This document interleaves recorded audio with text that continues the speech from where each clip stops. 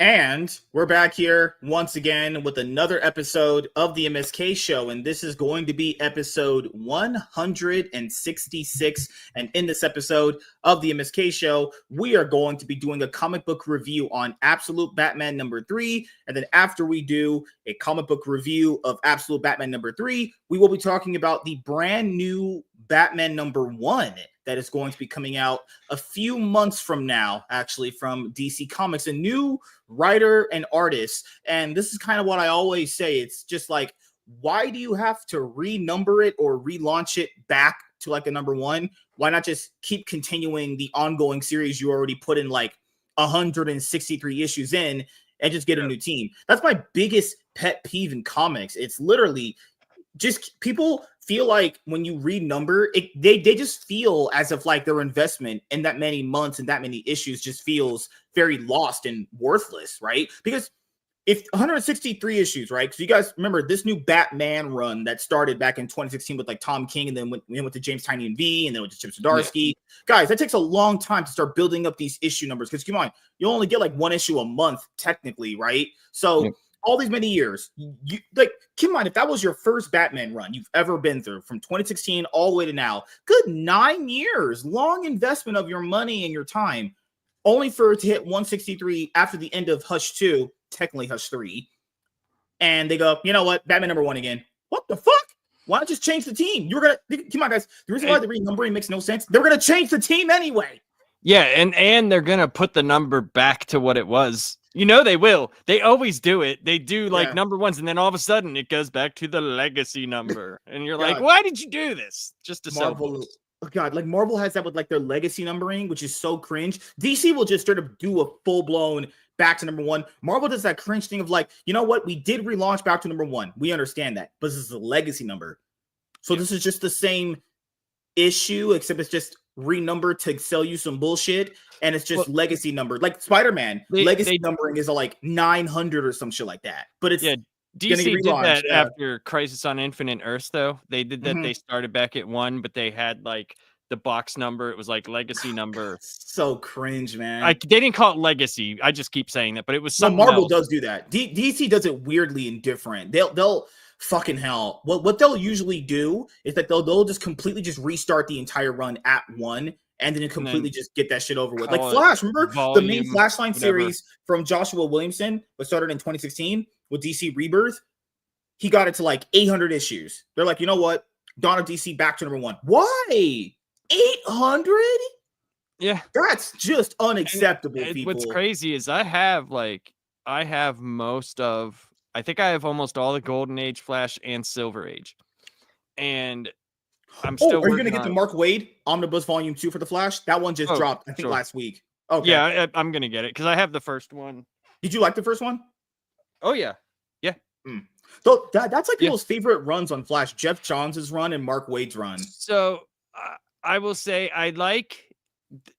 I'm just a sucker for Jeff Johns, but I like Waid. You don't say. You don't have JSA books right there next to you. Lies. I have tons of his stuff, but I really like Mark Waid's like the start of the Speed Force and the Stop Time storyline. I thought that was really cool. Or Time Matters, whatever it's called. The one big storyline from there, it's like stop motion. That's what it's called. Stop motion. Yeah. And I think that one's awesome. I think that's really good. And I like stories that go longer than, like 6 books, like an arc that goes longer, something like bigger. When they actually keep a team together, that's actually good. So yeah, and I think that's why people like the Johns run, the Waid run, because it's more than like 20 books. You know what I mean? Like there's 3 omnibuses for the Flash. Correct me if I'm wrong. Isn't Jeff Johns the one that created the Speed Force as a concept? I'm pretty sure he's the one that did that. I think so. In the Flash Rebirth, I'm not okay. So I can't remember if it's Mark Waid that did the original. I could look it up because originally, from all the history that I know about the Flash, they just ran fast and no one knew exactly why they could run fast. And then eventually because the Speed Force comes into play like way later in their It's Mark Waid. That's what I thought. It's Mark Waid. Yeah, I remember. Yeah. So, I thought it was Jeff Johns for some reason. Holy shit. Well, I think because I will tell you why. I think because when Jeff Johns did the Flash Rebirth, there was also the Rebirth story. So it's like there was 2, and I believe it's I know it's Mark Waid, and I think it's 1990. You'd have to look 1994 or 5 that it happened. I know that for sure because it was in the 90s. Because it was I was reading heavily back then, and I remember the Speed Force coming into play. But I believe that was Wade's run. I haven't read the omnibus yet, but I know I was reading those issues back whenever they were coming. You'd have to look it up. Just look up who created the Speed Force and then what year or whatever. But I believe it's 1995, 94. I'd have to look, but it's just so crazy that, you know, we were talking about how Flash is like, we just like the Flash, the character more than I sound like. I want people to understand this. I know a lot of people were mad at us last episode. I like Diana. I like Wonder Woman. I truly do. I think she's an awesome character. Though I do believe that she has not been exactly treated as fairly as Batman and Superman. She is, to me, just a better character when you just can attribute her into her team. You know, 100%. I don't know why I just generally like Barry and Wally more. I like the Flash more. I think it's just a much more. I like Hal Jordan more. I like the Green Lantern mythos more, honestly. Oh, for sure. Like, don't get me wrong. There's that War of the Gods one, and the George Perez stuff. Yeah, I know is good. Anton right? King. I know. Stop it. This man wants to write Batman. He's like, why doesn't DC put me on the main Batman book anymore? Well, it's because, Tom, you're a lunatic. And second of all, you have a panel. Okay, this is out of context. I do admit that I haven't read it fully yet. He has a panel where Wonder Woman is sitting on a rock talking about eating rats. Yeah, buddy, you should never, actually, in my opinion, you should write books at all. But well, you won't be on the main Batman. So Batman his Superman, I think it was like 3 issues or 4 issues. That was actually really good. I bought that. People said the art looks so good. The art looks so good. But it was good. It was good. It was like he somehow, I don't know what he did, because you read his Batman and you're like, what? And then it was like Superman. It was like he got it. Like somehow, some way he got it. Do you have Supergirl, Woman of Tomorrow? No, I do not have Supergirl, Woman. People said that one was really good too. It's like people don't understand. On the mainline Batman book, this is something that I would attribute to Batman, Superman, Spider-Man, X-Men, any truly popular character that you can ask 10 people, do they know this character exists? You should never have someone on a book like that causes that much division. Come on, these are the main sellers for these companies. And, you know, I have to fully go through his stuff. I legit own it over there. I legit have it. But it's one of those things where, God Lord, people do not like. It's like in Family Guy. Remember that episode in Family Guy where it was Stewie finally killed Lois and it was all revealed to be a simulation, and then Brian tells Stewie, "Hey, if people actually find out that this was a simulation, then they'll just feel like they got a giant middle finger." Yeah, the whole almost getting married, Bruce getting happy, only to just get a giant middle finger. It's like people don't like that. For sure. I remember that. Here's another. Because you know what I'm saying, right? Because that marriage. That was hyped up. Like that was actually people. Remember the wedding issue? Yeah, I remember the cover. Like, oh wow, this is actually happening. Finally, it's happening. And if you remember, he took so many books of them, like they were doing stuff together and then banging out as soon as they were done. Like it was like this whole like erotic Tom King fiasco. And he was like, all right, they're finally gonna do it. And then he pulled the rug out from under people.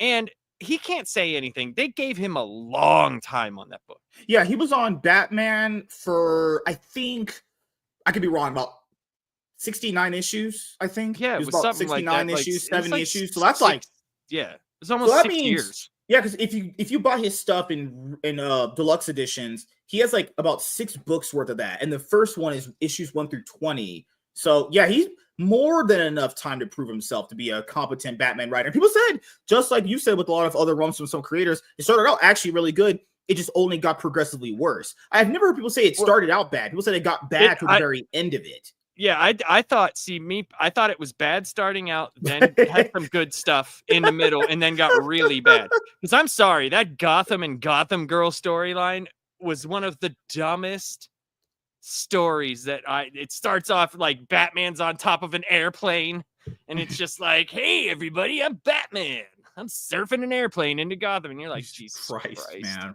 what are you doing? Good Lord, man. Yeah, it's one of those. I told people before, I just like the Flash more. Jay Garrick, I like Wally West more, I like Barry more, I like the Green Lantern stuff more. I do believe Wonder Woman gets the same treatment that Green Lantern used to get. But I think Warner Brothers realized Green Lantern is just a more bankable character outside of the movie, outside of that terrible Ryan Reynolds movie with Blake Lively as Star Sapphire. Holy shit. God damn.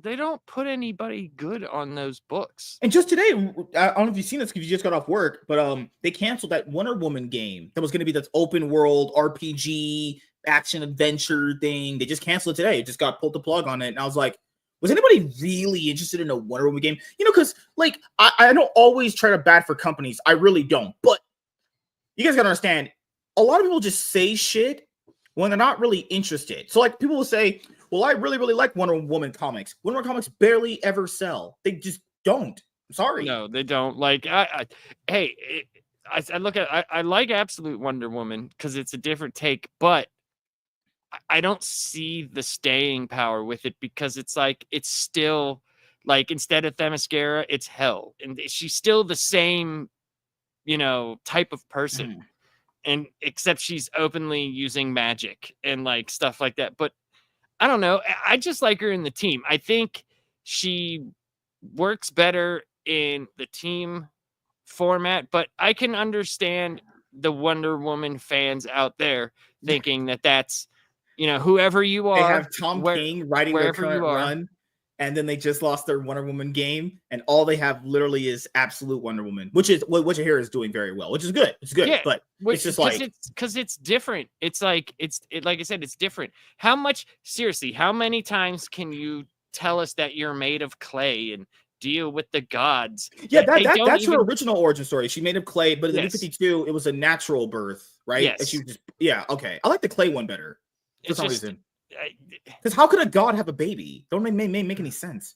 Well, don't even get into that because that whole Trinity War and Pandora and Darkseid banging out one of the sisters. Because Patty Jenkins, if I'm wrong, yeah, she used the clay origin. I'm pretty sure. Yeah, she did. Yeah. Yeah, I'm thinking, yeah. Because well, they said, yeah, I think so because they said you were given to us. Yeah, fucking so hell. It had to I feel like the movie something. Reinvigorated Wonder Woman fans up there until, well, you guys know the sequel came out and was just a movie of all time. So awesome. It was so awesome. Oh so God, good. Certainly a movie ever so made. Good. Truly cinema at its finest. Just directors directed, actors acted, and writers wrote, and the movie ended, and I was happy. I wanted to hang myself, but it's okay. It's okay. It's all good. Just, you know, doing things to people without their expressed written consent from the NFL. Crazy. Rachel Zegler's character, a Greek god in Shazam 2, was over like 5,000 years old. Plus, Greek gods are very old. And she ended up with a 17-year-old at the end of that movie. Huh. What was the outcry for that, DC fans? Huh. You only had it for Patty Jenkins. Yeah, well, cool. Think of it like this. Hypocrisy. It was Rachel Zegler, so nobody cared. That's also true. Yeah. Nobody gave a shit. She's not important enough to give a shit about. I'll say this is kind of funny. Did you have the preview for Snow White when you went to see I'll be honest here. Out of all the movies that I've seen, even from like the middle part of last year, they've not at my theater played a trailer for it at all. Okay. So I'm going to see the Captain America movie, right? And the first trailer that you Snow White everybody in the theater was like, "Oh God." That's all you heard, right? And this one guy was like, "I can't believe the little people don't even have jobs. They're CGI." That's it. Like, I'm dead serious. Me and my buddy were like, well, I can't do it with Disney. You know what makes no sense? This is why I tell people, this is why sometimes I can bat for companies and sometimes I don't bat for them. Like, I can bat for a company when they can fully see that fans are such full of shit sometimes, where they'll be like, yeah, I really like this character. I like him a lot. Produces product for said character. No one buys it. And then they go, well, you didn't market it very well. You probably weren't that interested. You knew it was there. You knew it was there. You just don't care. Well, yeah, man. You just want to be heard. I came home. My wife was banging my brother. I saw his dick, and I just lost money in the divorce, and I just couldn't buy the Wonder Woman comics, man. That's the reason why. It wasn't the fact that I saw them at my comic shop and just willingly didn't buy them, but I got to blame it on someone else. Willingly, right? Crazy. Or what was the other one you said? Oh, fucking hell. Or it's the other angle that companies have where it's like, no, we want marginalized people. We're going to push marginalized people. And then in their Snow White movie, they fire all the DEI hires, and then instead of getting actual dwarfs or little people, as it's called now, they just CGI them. Yeah, and it looks bad, dude. Like it's already an uncanny valley movie, right? Because you're making this mystical realm place, right? But even on like in my theater that I go to is an old school theater. It's a DLP theater. So that's like the most crystal clear you can see in film, right? That shit looked bad. And I very rarely say this just because I'm always a person. I'm going to go watch it first. But that's not a movie that I'm going to see. I don't care about, like we've talked about this. Take your son to see Snow White. Actually, better yet, have him watch the original, an actual good movie. He's already seen that. He's already seen. Yeah, it's not one of my favorites. It's not one of my favorites, but I can appreciate the movie itself. Oh no, my favorite is Lion King and Mulan. Mulan is so damn good. I like Mulan. That's a fun movie. I like Lion King, Aladdin. I like that one a lot. Shit. I like Sleeping Beauty a lot. That's with Maleficent, right? That's a good one. Yeah, have you seen the documentary about that? How they animated that movie? Oh, dude, it's insane. The reason why it looks so different and so like they use these. It does look different, you're right? Yeah, they use these giant boards of cells and they hand painted everything. Man, it's wild, dude. What Disney used to do, and Don Bluth was like coming in at that time and stuff like it's pretty wild the stuff that they were doing back then. Well, keep in mind the story around Toy Story 2, how it was saved, where basically it was on that last hard drive when the people that worked for Pixar at the time deleted everything. Yeah. And then John Lasseter had like one copy left, or someone brought it, or whatever. It was like, wow, these people have always been stupid. How in the world do you work on something that big and you accidentally delete it? What in the fuck?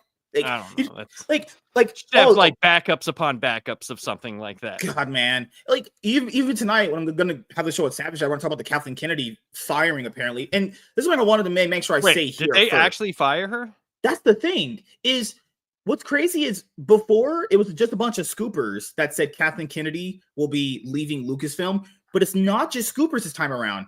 Big trades that always get the reliable news from them have been reporting it. It might be a little bit different. Hold on. Is she fired or is she leaving? Because she's leaving down. Okay, but that could be at any point in time, because if you remember, she wants to go out on a W. You remember that? That's hey, no. All right, skip. Boba Fett season 1, Obi-Wan season 1. Maybe they let someone else make something and she just puts her name all over it. Isn't that what most women do? That's literally every woman in existence. Hey, now that's not all women. That's all the women you know. Hey, I might be speaking from anecdotal experience. I think I knew every woman, but no, it's one of these where if these bigger trades are reporting it, it reminds me of that Luka Doncic, Anthony Davis trade. Remember how it came out at like 10 o'clock in the night, or like it'd be like 1 o'clock for you? Happened the same thing with this one. A report came out at 10 o'clock my time last night. It's like Kathleen Kennedy is stepping down. This is not a random buttfuck nobody scooper. This is actual like credible sources people say reporting. So it's like it looks like it's might be legit this time around. But this is my general opinion on it before we get to reviewing the book. It's like why does it matter at this point? The damage is done. No one gives a fuck anymore about Star Wars. Well, I'd say this. If they know she's stepping down and they take time away, right? They can rebrand. People will come back for the first thing they do. A Rey movie. But no, that has her fingerprints on it. I'm saying like they'd have to like cut everything, right? And stop for like a year or two, and then say we're going in a different direction, we're doing this, and then the first one people will come back for, but if it sucks or whatever, then no one will come back after that. They won't. As many people that are left, Star Wars is still big enough to where if you have a completely different like creator direction, so they'll come back for the first one, but if they see it's more of the same, I will say it's next year. The Rey movie. Give me a break. The Mandalorian and Grogu movie that's coming out next year. I tell people this, depending on how that movie's box office actually goes, that will basically determine the state of not Star Wars itself, but the interest in the brand. Because that movie makes anything less than, I'm going to just say $500 million. It has to make more than that. Because Solo made only 400 million, and that was considered a bomb in every regard. So yeah, Mandalorian and Grogu doesn't nobody hit like big about numbers. That movie. Nobody was asking. Here's the thing: nobody was asking for the movies that they made. Okay, nobody. Nobody I'm was. A Disney Star Wars chill. People like Grogu and the Mandalorian, even though season 3 was whatever. I didn't like season 2 either. I know some people loved it and stuff. I don't know why. Star Wars, it was made for you. It's hard. See, you keep saying that, and I keep trying to tell you that yes, it should be made for me because I am a fan of those things. But they don't make those things with that fan in mind anymore. They're not. To be fair, you are in their minds. You are in their minds, though. They not do it that way. Yeah, they hate straight white male people. They literally constantly will dance around it, but they literally are racist toward white people. Well, no shit. I mean, dude, just watch my Acolyte video on my channel. You'll see right there the vice president of Disney saying, "We're not hiring white people. We're not doing it." That's crazy. People have literally legit tried to convince me. Hey, MSK, she's never said this. First of all, Star Wars Theory, his intro. There was a stream he had. I think he still has his intro. There's a series of Star Wars Theories intros on his live stream where it's a legit long form clip, not out of context, not edited, where it's like this woke liberal Kathleen Kennedy is putting her foot in her mouth. No, nothing like that. Literally a long form interview clip where she firmly states out of her own mouth she has more men interested in calling her about Star Wars products or projects, but she hires women over them. She literally has said that. She literally prefers having to hire women over dudes. Well, dude, you remember the Force is female? Like, what the fuck does that even mean? What does that even mean? The Force isn't male or female. Why is everything gendered now? Like, go eat. Are you assuming the Force is gender? Dicks. Go eat 20 dicks. That sounds not good. Well, that's what they need to do. They need a satchel of Richards, throw it over their back, and walk into a room and not come out until all of them are eaten. This is what I always kind of classify for her is she just got. It's hard to say she got lucky because it's hard to get lucky that many times. But we know how Hollywood works, though. We've seen enough documentaries. We've seen enough stuff about Hollywood. My guess is that she did somewhat a decent job of producing one movie, and she kind of got in good with people, and then that good word of mouth snowballed her into getting hired on everything else. Because there's no way. Oh, dude, she has pictures on somebody or a lot of people. She's got something. She's got something. She must have been a delight to work with behind the scenes because Steven Spielberg worked with her. I'll be honest with you, I didn't know this. I actually didn't know this. She produced Land Before Time, the very first one. That's a great and that's one of the best anime movies ever, in my opinion. The first one is a fantastic movie. Great movie. Yeah. She didn't work. What did she do on Land Before Time? What the fuck did she do? Nothing. Yeah, it's like I know you watch basketball. Coffee. Well, I know you watch basketball. So the whole Michael Jordan, Scottie Pippen angle, but she's not even that. She's not even Scottie Pippen to a Michael Jordan. She's literally just like a person that gets carried to success. It's really all she is. Well, she probably got Don Bluth coffee all day. That's probably what she did. Hey man, I like my coffee like my women, not black. But all right. So are we gonna say Luka Doncic, Anthony Davis, worst trade of all time? Man, okay. Damn it, you're okay. Think this. No, though. I don't disagree. Hold on. When they traded Rudy Gobert, Rudy Gobert, they got 5 protected first-round picks for him. 5. God, man. They got one pick. That's because I never asked you this about the trade, which was I generally thought Anthony Davis was going to be there for Lakers his entire life. Look at him, just a dedicated Laker player to the end. But to be fair, if he's traded against his will and billionaires say, I get that player, well, that's not really him wanting to leave. But Luka Doncic he was getting constant shit on by the coaching staff, I heard, because it was his weight or some shit. It wasn't the coaching staff. It was not Jason Kidd. It was definitely the people above him. Jason Kidd, you could tell when that press conference happened, was pissed.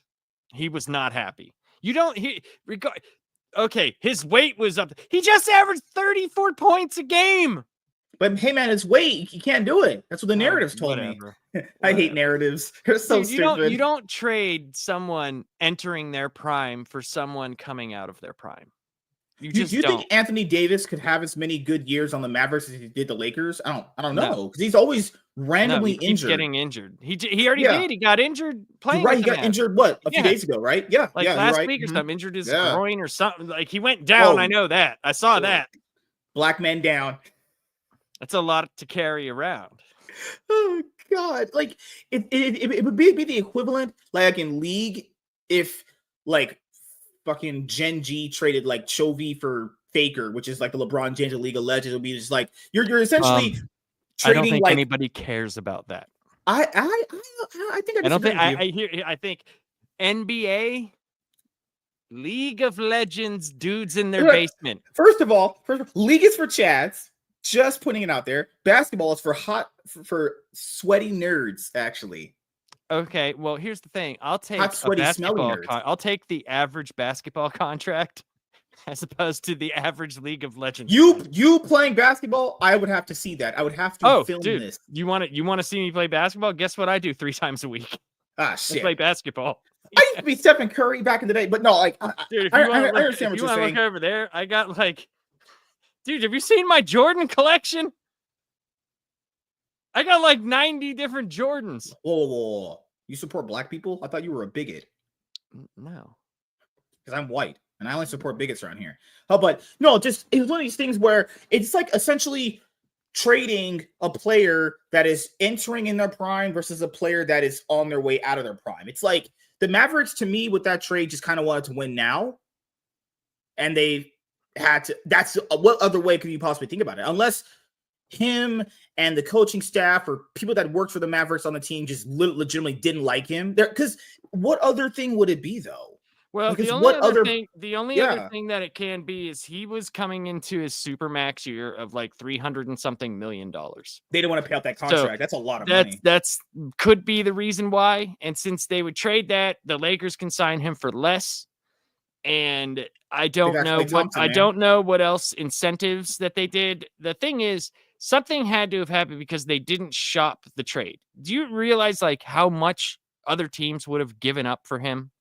Like if they're giving 5 picks and players for fucking Rudy Gobert, there's teams that would be like, here is my firstborn child. You can have him and all these picks, but they didn't do that. So something is up. Something we don't know about. What did it cost? Everything. Oh God. Because it feels like the Lakers come out on top of the trade because if Luka Doncic stays in shape. It's Luka Doncic. How's it Don? It's not set yes, the way it's spelled. It's oh my Luka God. Doncic. I'll just call him Luka then, you fucking English teacher. So like it's Luka Doncic, not Donovan. Why do you want to make love to me? Who's Donovic? Do you want pancakes or waffles? I don't know, but I just picked up these banging. You can't banging who? My wife? No, not your. Why would I bang your wife? My wife doesn't exist. Joke's on you. Huh. That's what I'm saying. Like, why would I bang her? Oh, good news for us. Guess what happened? Speaking of Green Lantern, Volume 2 of Jeremy Adams' Green Lantern run drops today. I ordered mine on Amazon today. I did, and it'll be here at some point. And guess what else happened? Another banger that I have to pull up right now that I didn't have ready on hand. But yeah, what do you want to say? Nothing. I'm just okay. Give me 1 second. I was just agreeing with. Well, I'll say this. I think that the trade it didn't make sense. Something's going on. It's weird that they didn't shop the trade around because so many teams would have given up so much stuff for him, and it's also weird that both GMs are like friends, and it's kind of weird. So something don't smell right. Oh, that's what I wanted to ask you before we start doing the review and the only topic we have today. So we're good for So Tuesdays, but the next few weeks, the next 2 weeks after this week, no Fridays. I already have it. I have those covered. Next 2 Fridays, no. The third Friday, yes. Okay. No, I have those covered. So you're automatically good. But what I wanted to say was that the NBA season's still hot and fresh. Are you still watching the games? Yeah, I watch. Me too. Yeah, we should do a separate day talking about the NBA games. That'd be actually kind of pretty fun. Well, I I would mean, love to. the All-Star break just. You willingly watch that? I saw a few highlights and I was like, "This is trash. I'm done." I I watch it couldn't do because it, I man. watch it every year. To be fair, I even watched the WNBA All-Star game, and that was certainly one of the games of all time. Truly, just yuck. I really want the NBA to succeed. I want the major sports Mhm. to succeed. But like for me, like April's coming up, so that means MotoGP season starts. I will be watching that very closely. What are you, a And nerd? let's take a look around. Are you playing with your Yes. dolls? You're fucking Yes, I'm dolls. a giant nerd. And then I still watch Premier League constantly. Mhm. So yeah.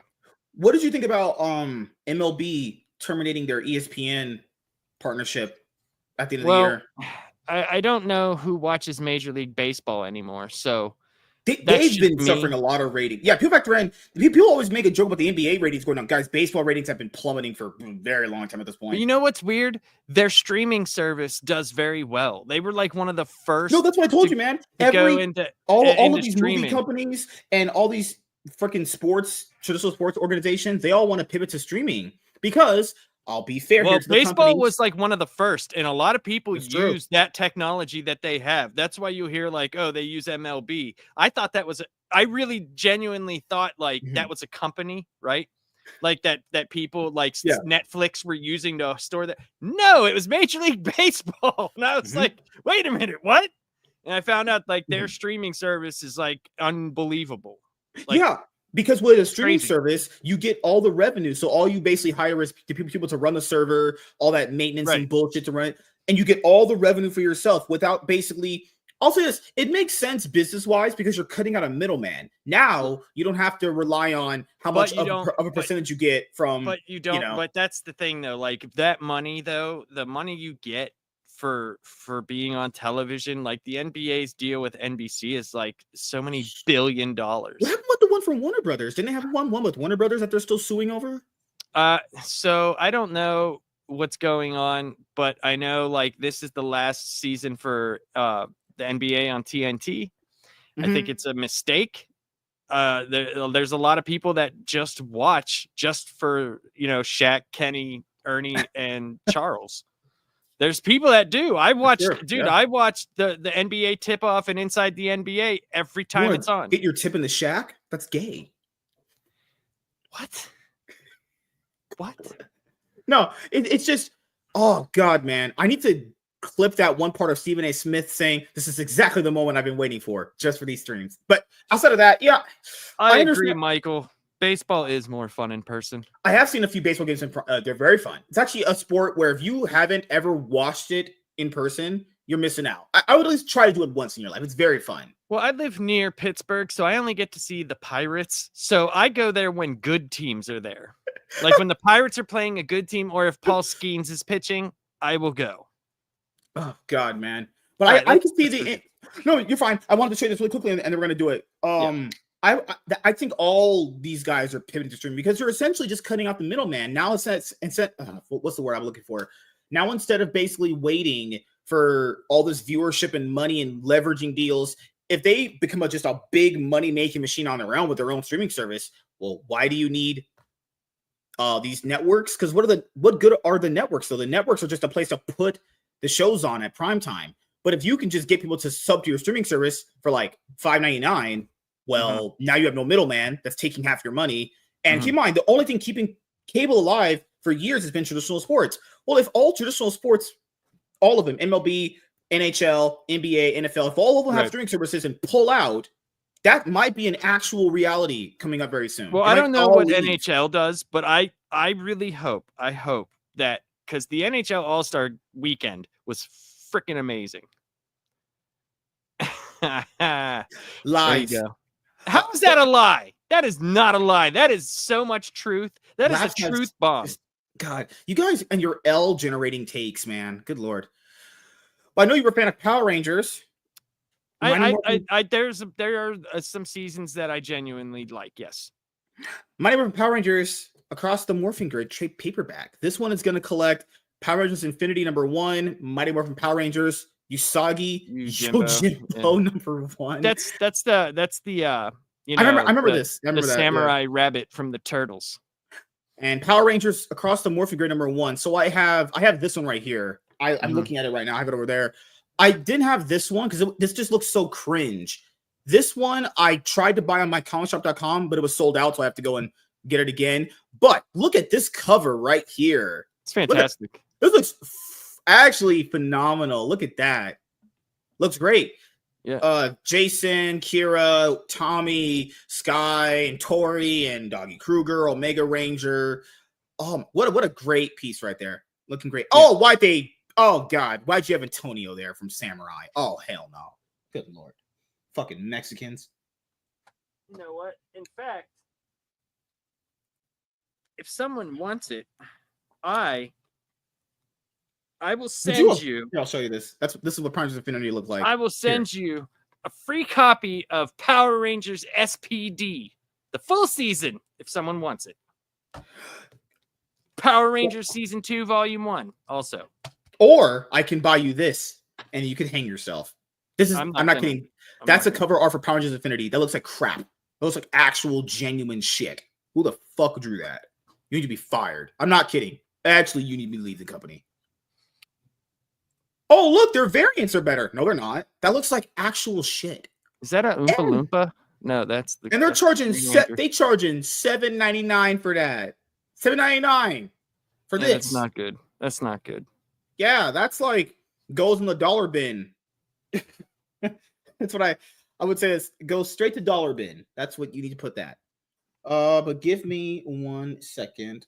This girl's boobs are out. That's what happens when you look at porn. I don't look at porn. I'm actually retired. I don't believe that at all. That is lies. What do you mean? I would never lie to you. Ever. You willingly. Look at much porn. I'm retired, man. It's okay. There is no retiring. It's not a job. I'm retired from women, dude. I'm done. I literally today something else happened with the girl. More nail in the coffin for my retirement. Pencil me in for fucking a retirement plan or something, man. Hell. Well, you know what happens when you retire from women, right? There's only men left. Yeah, that's not what I was going for. Well, that's exactly where you're going. That's what everyone's going to intentionally take it to. But I am still very much attracted to women all the time. But I'm retired from women for the time being. No more. I'm just done. Literally, if no women existed past this point in my life, I wouldn't give a fuck. With the crazy relationships you have with invisible women, I can't imagine the relationships you have with actual women. In my defense, my ex's brain was literally dirt and a tumbleweed and some small pebbles. And yet you picked her. I was desperate at the time, and I wasn't thinking in my right state of mind. But that doesn't mean you have to become their boyfriend. And my real estate agent was my dick. So you could just bang him and leave him. Yeah, man, that's a good idea. Do you think I can have sex with women? That's gay. All right, so speaking of something that's not gay, something that's big, black, and terrifies people, apparently Batman does that in this issue. Yeah, whip it out, long and juicy. Oh God! But after this week, because I have to actually do a few comic book calls to open up the new stuff I have over here to see what kind of books I have, so we can do our reviews. So next week, we'll probably end up doing Justice League Unlimited #1 if I don't have enough time to get to the packages and open them. Because we did Absolute Batman for the first three. I know. Going to the left and opening stuff is very time consuming. That 7 days isn't enough time to do it. Because are you insulting me? Hold on, check this out. Watch this. Oh my God, dude, it's next week already. This is next week. Oh yes. God. It took me that long to open these. You should do hauls. People love that stuff. Who cares? What do you mean? People love that stuff. Give the people what they want, man.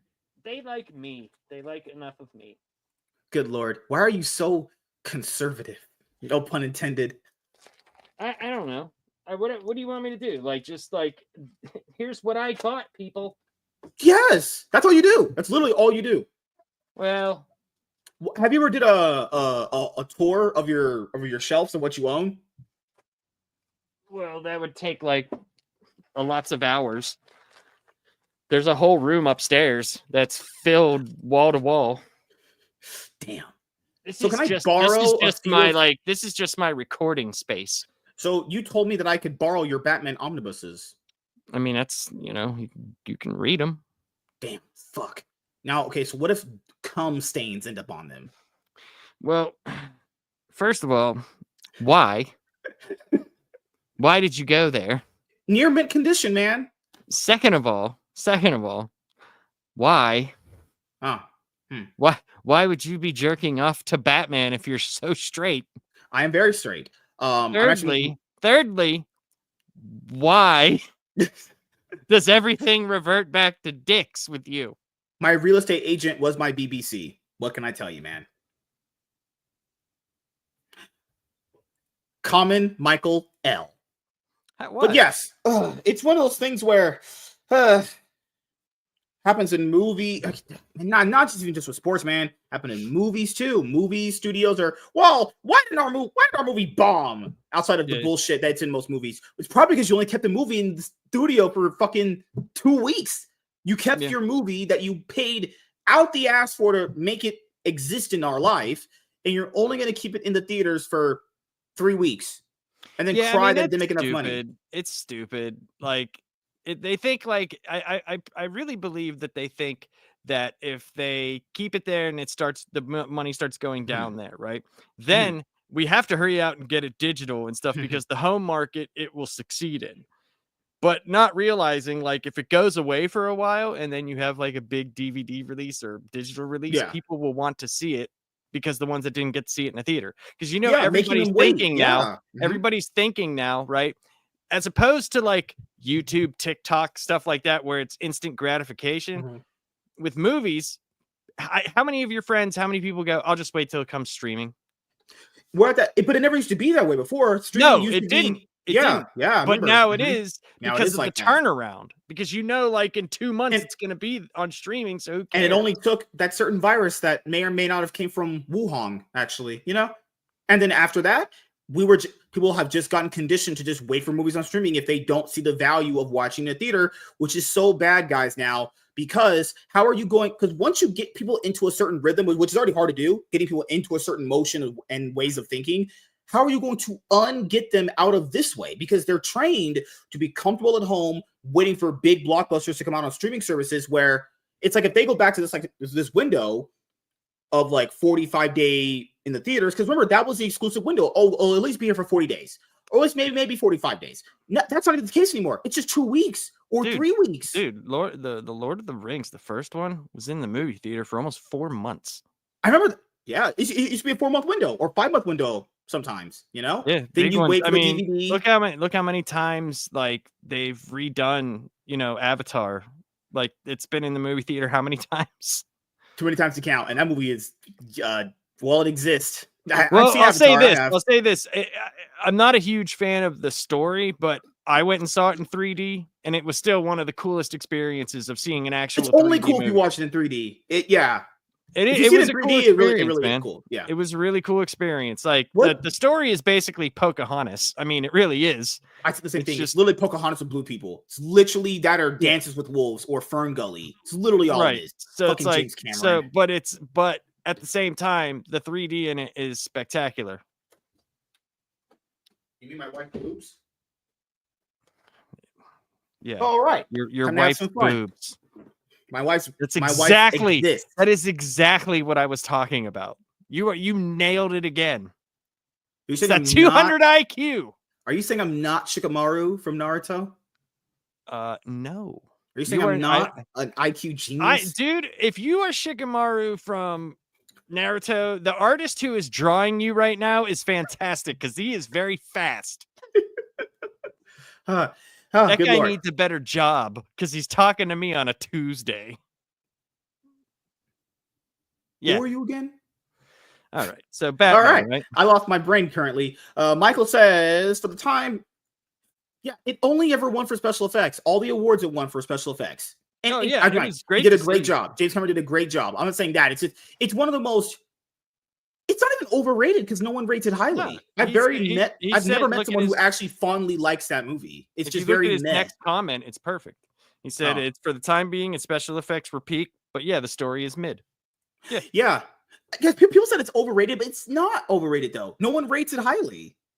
That movie isn't even James Cameron's top 10 if you look at it from that No, filmography. people went there because it was a movie experience. They wanted to see it on Yeah. IMAX, or they wanted to see it in 3D, or they wanted to see it in those big OmniMax theaters. Remember like those 3D glasses? Oh, those Mhm. are whew, Oh, those dude, are I classic. saw Doctor Strange Multiverse of Madness in 3D. You're crazy. I You're did. insane, man. Holy shit, dude. And it was still just as bad coming at my face. Oh, There you go. I like when my There you wife's go. There stuff you comes go. in my Come on. face. I set you up perfectly and you went back to the fake wife. Oh my goodness. All right, let's have some fun. All Hey right. everyone, I am really black and you should suck my dick. Okay, joking. Okay, Joking. well, hold on. You have to first tell them that the exits are over here. There's no exits in here. This is a open You shut have room. to tell them that, and then the oxygen masks are up here.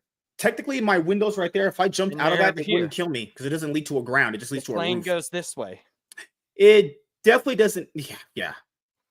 Keep in mind, the fucking sequel came out like 20 years later, and it still made $1 billion more.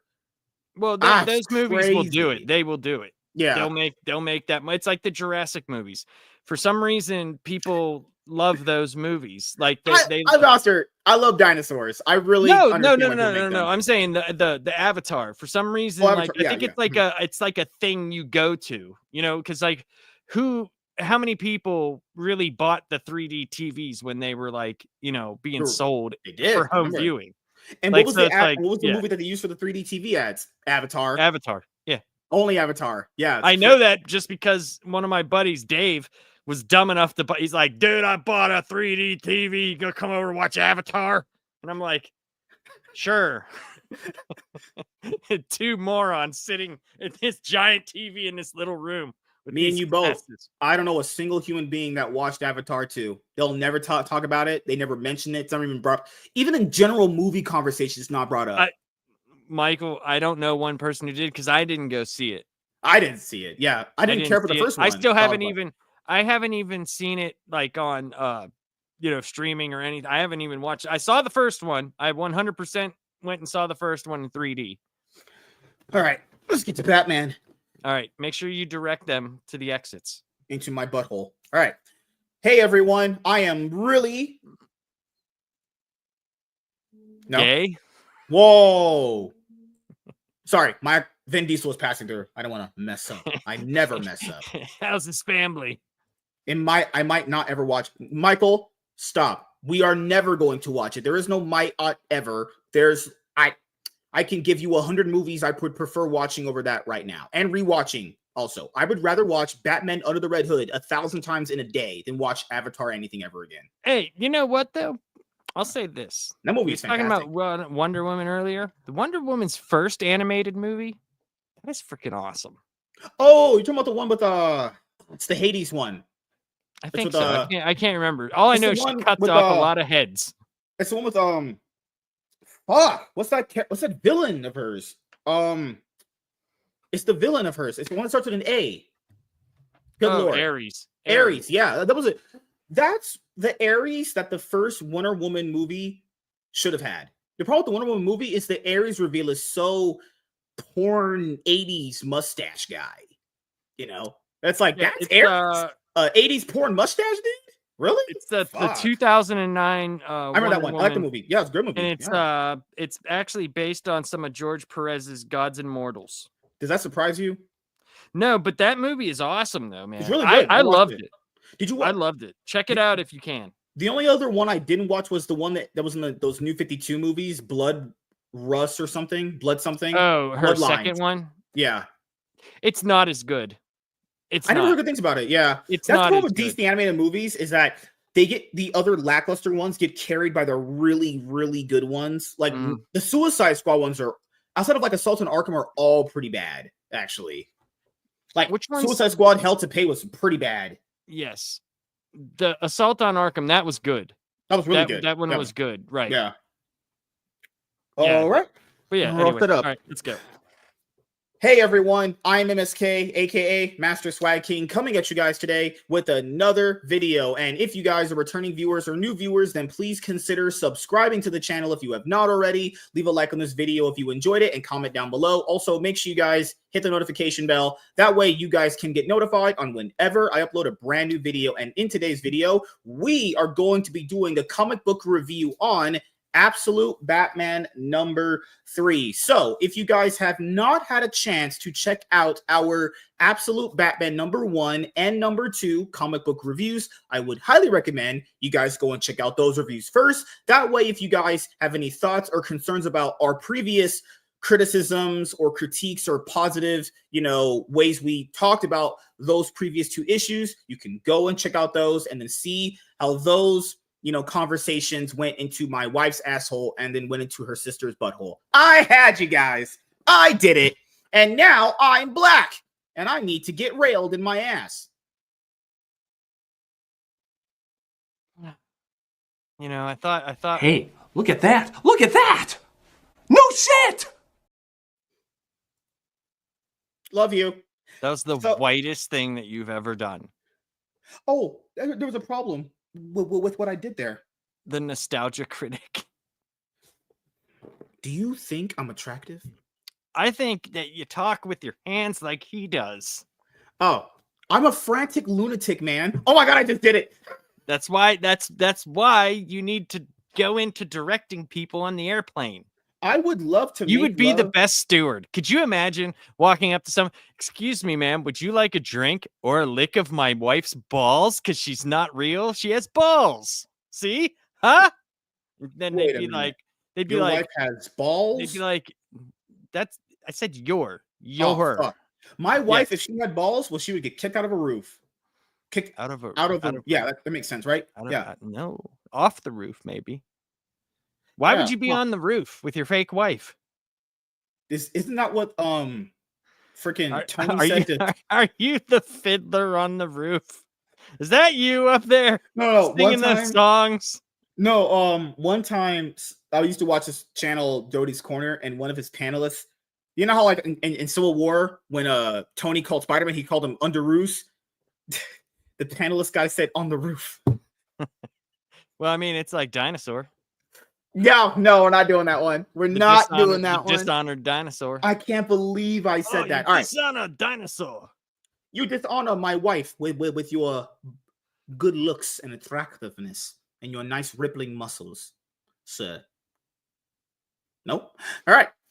Hey everyone, I am MSK, aka Master Swag King, coming at you guys today with another video. And if you guys are returning viewers or new viewers, then please consider subscribing to the channel if you have not already. Leave a like on this video if you enjoyed it and comment down below. Fuck, damn it. Voice crack. Here. Hey, he's MSK. We're doing a video. Goodbye. Video. Thumbs up it. Hey, look at that. Look. What they do is they grab wads of shit from the crack of their asshole, and then what they do is throw it at the wall. I'm ready. Give me 3rd time's the charm. Let's do this. You're ready? You ready to fist me?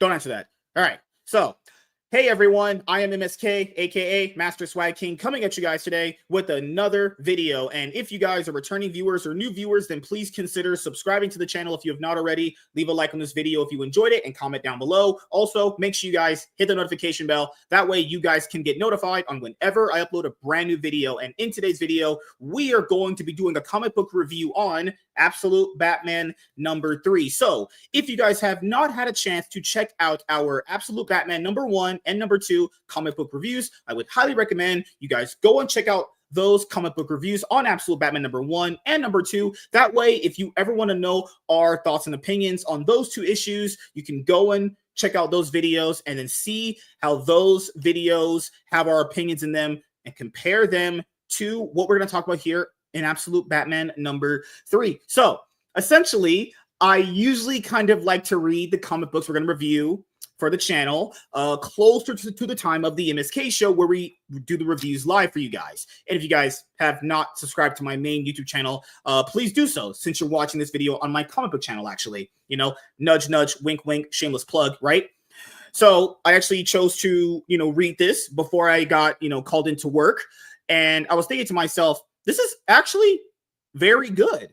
Like overall, if I really think about Absolute Batman issue number 1 and Absolute Batman issue number 2, I really enjoyed the series so far. It's very, how would I say this? It has a really nice balance of playing out events without it feeling very jumbled. You have one event going this way, one event going this way, and one event going that way, right? But it never feels like the events start teetering off in directions that you don't care for. They never feel like they get their hand overplayed. They never feel like they're overlapping. It really feels like a really nice, well done, what's the best way of describing it? It's like a well-structured series so far. I think that I agree. I think when you're looking at like other arcs, they're always setting up in the middle of playing out what's going on. This had one page at the end of the first issue just to let you know that the Joker exists in this universe. But everything else has been about Batman, the party animals, and Alfred.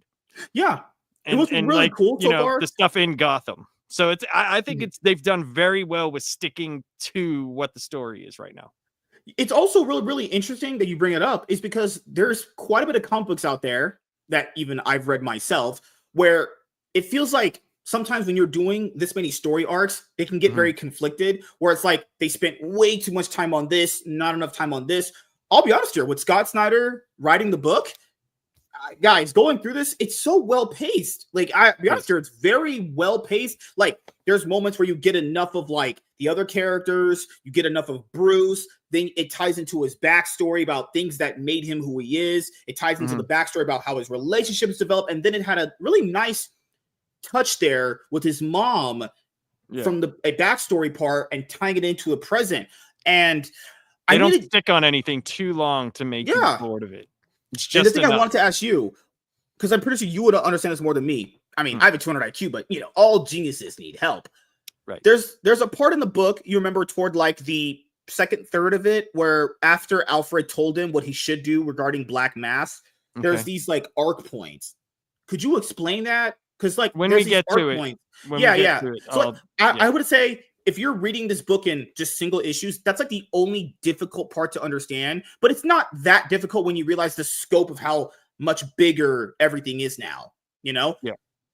So the only other, I don't think I really have any actual critiques. I think to me this is even just as good as book issue number 1. I don't understand. I didn't hate issue 2. I just found the Batmobile reveal it was hilarious. It was just hilarious. And it made no sense with the Alfred part. That's the only thing. It was just the Alfred part that made no sense. Everything else was fine. If they would have so if they would have done it like right after they did the Batman as fuck part, right? If they would have done that when they showed like the blazing stuff and he just busts through there, I think I would have been able to take the giant cement truck fine. Right, I would have been able to be okay. This makes sense. He called it a dump truck. That's what it looks like. It's a dump truck. So I would have been able to take that fine because it would have matched what was going on. But they went over so much other stuff, and then he slides down the elevator thing, and then Alfred's already there, and he doesn't know that he's on a gigantic fucking truck. When this is the guy that literally even tells us in this book that he's been around doing these kind of like spying missions forever. He is fully aware of his surroundings, except even when he's on a giant truck. Even more out of your point, guys, he knows every place Bruce goes to. That's why he can be there with him at certain parts of the book. But nevertheless, that's the only thing that really didn't make that much sense. As we're going to dive into the book, I will say this book is basically at this point playing into all the Gotham usual tropes, but it's doing it in a well-paced manner where it doesn't feel like super overwhelming. Like, I know when it comes to like certain Batman media, where if they're doing like alternate stories or reboots, you always get something overwhelming in another plot. Like, you get the corruption so fast to you. You're like, oh, fuck, man, to say he's too corrupt. Then you get the Batman stuff all at once, and it never feels like it's very well balanced. And here, you finally get to see the corruption of certain people that you didn't think was going to happen start to unveil. Specifically with the Harvey Bullock, him being the guy to finally crack and go, okay, I'm going into the weeds here with corruption. It's like, holy shit, okay, I thought that was gonna happen. And how about that cover, man? I thought that cover was fucking awesome. What's been the best cover so far from the first 3 issues? The first one was basic. That wasn't really great. I thought it was good, but I'll say this. I really like the variant cover on the second one. I like this a lot. I think that's really good. But I don't know. I think the third one so far is one I've liked. Yeah, this cover right here, as you guys can see, the main cover. I think it's awesome. Yeah, this is really good. Yeah. It's like Batman in an alleyway fighting stuff. It's just, and the cape just looks awesome. And you could see like the hooks at the end of the cape. It's just sick, man. Oh gosh. Oh, and I would say this. I think outside of the book, what else did I have to think about when I was reading this? Why doesn't he have money? Scott, what are you doing? This is literally just Bruce without money. Everything about him is the same. Literally. But is it though? Is it though? Like, it's hard. It's like with money, he would be a much more better character if he was a billionaire. But technically, maybe. But I don't know. I don't. Okay, the one thing that I could say that we don't get enough of is him as Bruce Wayne doing things that our Batman would do as Bruce Wayne. Like not going to parties, doing stuff. We don't see him in his place. Like we saw him one time in that building in issue 1 where Alfred came and said, you know, like, I know where you're working. He was up on the top floor. We don't get to see him doing any Batman-y stuff as Bruce Wayne. We only see him like, you know, working out or going to see his mom. Unless you count the poker scene from but that book wasn't 2. I mean, he was asking, he did ask for stuff, and they did get it in this, yeah. And it just doesn't seem like it though. You know what I mean? I want to see him at the Bat computer. I want to see. I know what you're saying. Yeah, he has those stations all over the place, as we found out. He has them all over the place. We saw a map, and it was in the shape of the bat symbol. Everywhere, he's everywhere. I just would like to see him in any of those places doing something. Well, you might get it when Alfred turns out to be sleeping with his mom. I'm kidding, guys. That would never happen in universes like this. I mean, maybe if you wrote it, it would. Hey, I would be the person to insert myself in the characters. I would be Bruce going and banging all these white women. No, guys, I'm joking. I would never do that. I'm a genius, 200 IQ for a reason. So, time to go over. We're taking IQ tests, by the way. Me. We're both doing it live. Oh, yeah, my back really broke. I'm gonna have to get some medicine for that.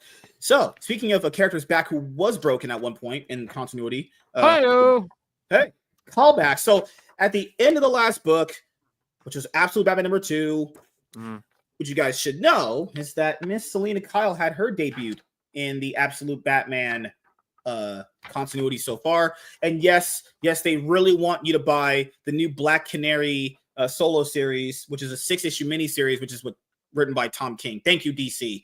Thank you. I really want to buy Black Canary, best of the best.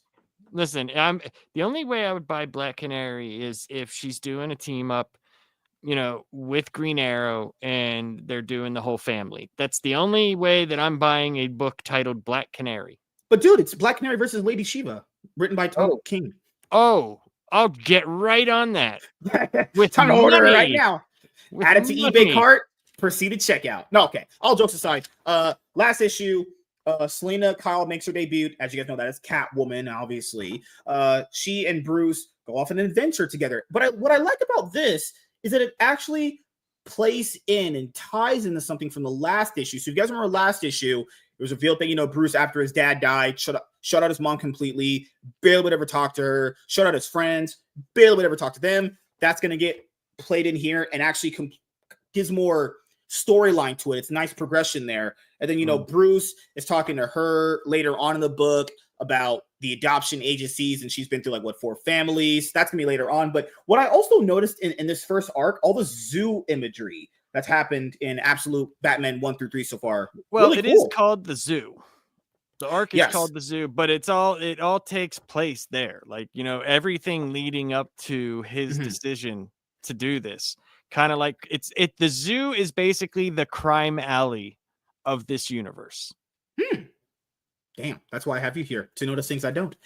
So, also picking up where we left off with the last book, Batman using his Batmobile in quotations, which is basically a little truck.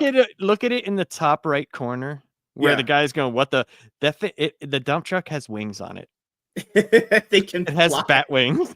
I'm just saying, Christopher Nolan had his Dude, Batmobile. if it did, how awesome would that be? I would be like, yes, this is fantastic. It's What makes so weird? I'll be honest here. He shouldn't have a bat plane then, because if this motherfucker, well, to be fair, he built that. If he built a plane and that has wings, okay, he might actually be way more cool than I thought. But picking up also where the last book left off of, Alfred and Batman are inside the new Batmobile because they're getting chased by the party animals, and then Alfred is still inner monologuing to Bruce, and he's basically going over basically, how would I tie this up? What Batman could do to make a deal with Black Mass to get things to get better for Gotham. If that's what happened. Black Mass offered Bruce a deal. He's like, let's make a deal. We don't know exactly what that deal would encounter, but it's assuming they would have to meet. So Alfred's trying to talk him down, basically, of saying, look, you can't get out of this. This thing is huge. You can't make a run for it. And you would probably do better if you took this deal from Black Mask. And Bruce says, you got 30 seconds to talk. Make your pitch. That was really cool. He kept counting down as Alfred was helping him take out the bad guys that were chasing him.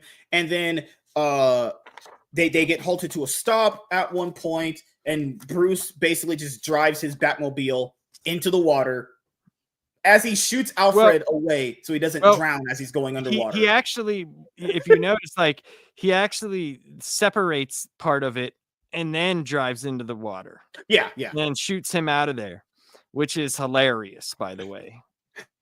I just thought it was funny. Like, it's like, what? Dude? He just does not want an Alfred in this universe. No, but the Batmobile itself, I like the look of the actual Batmobile. Oh, yeah, because the way it was drawn in Absolute Batman issue number 2, you do get to see the full scope of it. It is very huge. It is. It looks great. No, he busts that thing is inside of the giant truck. Oh, God. That's crazy.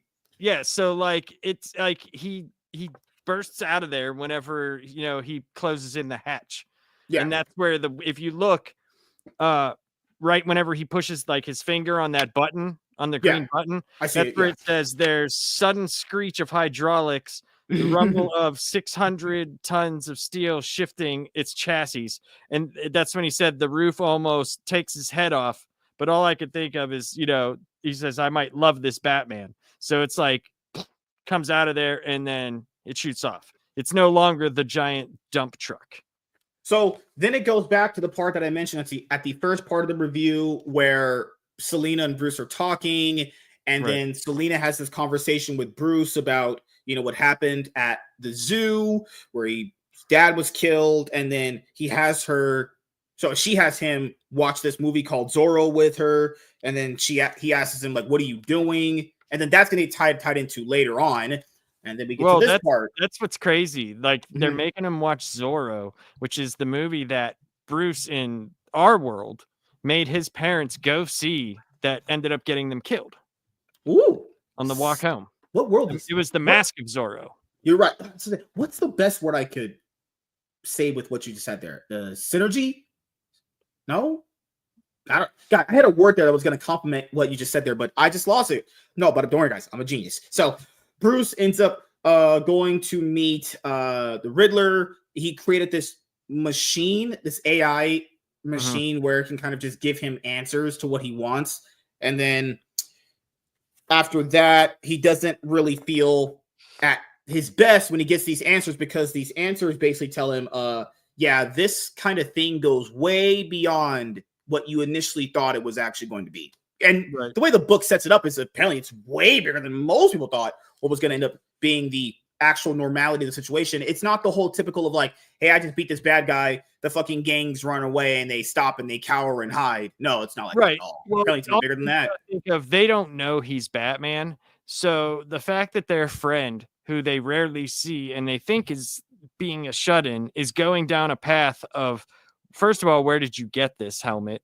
Second of all, the tech inside this helmet is so beyond what the Riddler or Edward Nygma, the guy who's creating AI, was capable of. Yeah. And they got to be wondering, like, dude, what the hell are you getting into? Like, And what then is our friend getting into? the thing that he had Harvey Dent do in the last book, he tells him that a lot of the funding has been coming from JK Holdings, and then it just still shows you a panel of, the helmet getting analyzed by, the robot that Riddler created, and then you have another new guy meeting with Harvey Bullock right there, and they're gonna go end up meeting Black Mask, Roman Sionis, as he is having a dude on dude boxer wrestling match. They have their boxers on, guys. You don't see any Wang. I'm glad I didn't, because I'm very, very straight. I have sex with They've already showed Batman's Wang, if you remember. I wasn't paying attention. No. In an actual book, in a Black Label Batman book, I'm not joking. It was a giant deal that they showed Bat penis. And I am dead serious. Basically, Harvey, I'm not lying. It really happened. Harvey Bullock and the other guy that went to meet with Roman, they end up basically making a deal together to work together, as Roman is viciously beating up this guy. He breaks his arm, breaks his leg. It was just, this book does not shy away from the violence and the torture. Just putting it that way. Just snapping his leg and snapping his arm, and then he was like, "Wait, is he dead?" He's like, "No, he'll be okay. Yeah, he'll be fine." As he just had his arm and leg broken. Oh God! Well, they just have to show what a badass Black Mask is. Isn't he just such a badass with his fucking stupid ass helmet on? Like, the ugly helmet, retarded looking. That looks so. That's even dorkier than the Magneto helmet. It just like doesn't that. Like, that just looks like a giant crystal ball that's just painted black. Like, I like the the skeleton face to it, but just the rest of it just looks so stupid. Looks like he's trying out to be like in some DJ group. So it was this part of the book where the stuff that Alfred was conversating with Bruce about at the beginning part of the review that you said gets played in. So essentially, there's Arc A, Arc B, Arc C. One is in Santa Prisca, Arc, and the other one is in Russia. The other one's in China. So what I took from that was that there was someone set up all these different locations to eventually go to war with Gotham. I don't know how you could explain that, because I didn't really get what that was going for. Well, I think, hold on, let me see. Are you at wherever he's looking through the telescopes? That one. Yeah, this one right here. Okay, hold on a second. Sorry. Marks. These are black slates. Yeah, because so basically, so Bruce is looking at this one site, but he's inner monologuing to himself because Alfred knows what these places are. The black sites, they're all over the place. And the one that he's looking at just happens to be in the area of Gotham, and that's the Arc M. Okay. And then after that, you get a really I think they're all over, because if you remember, he said Black Mask is connected to people all over the world. But they also said that he works for some people. I'm wondering if they're going to tie that in with the Joker, because you remember the Joker in this world. Remember, he's a multi-billionaire, and he's all over. So the one they're building here, Arc M, is the one planned for Gotham, but there are other of these places around the world. So if we find out that one of them is in, what was it, Madripoor or something that he was in, if we find out that there's one there, maybe that's where the Joker was going, A to Z places. Maybe he's going to those places.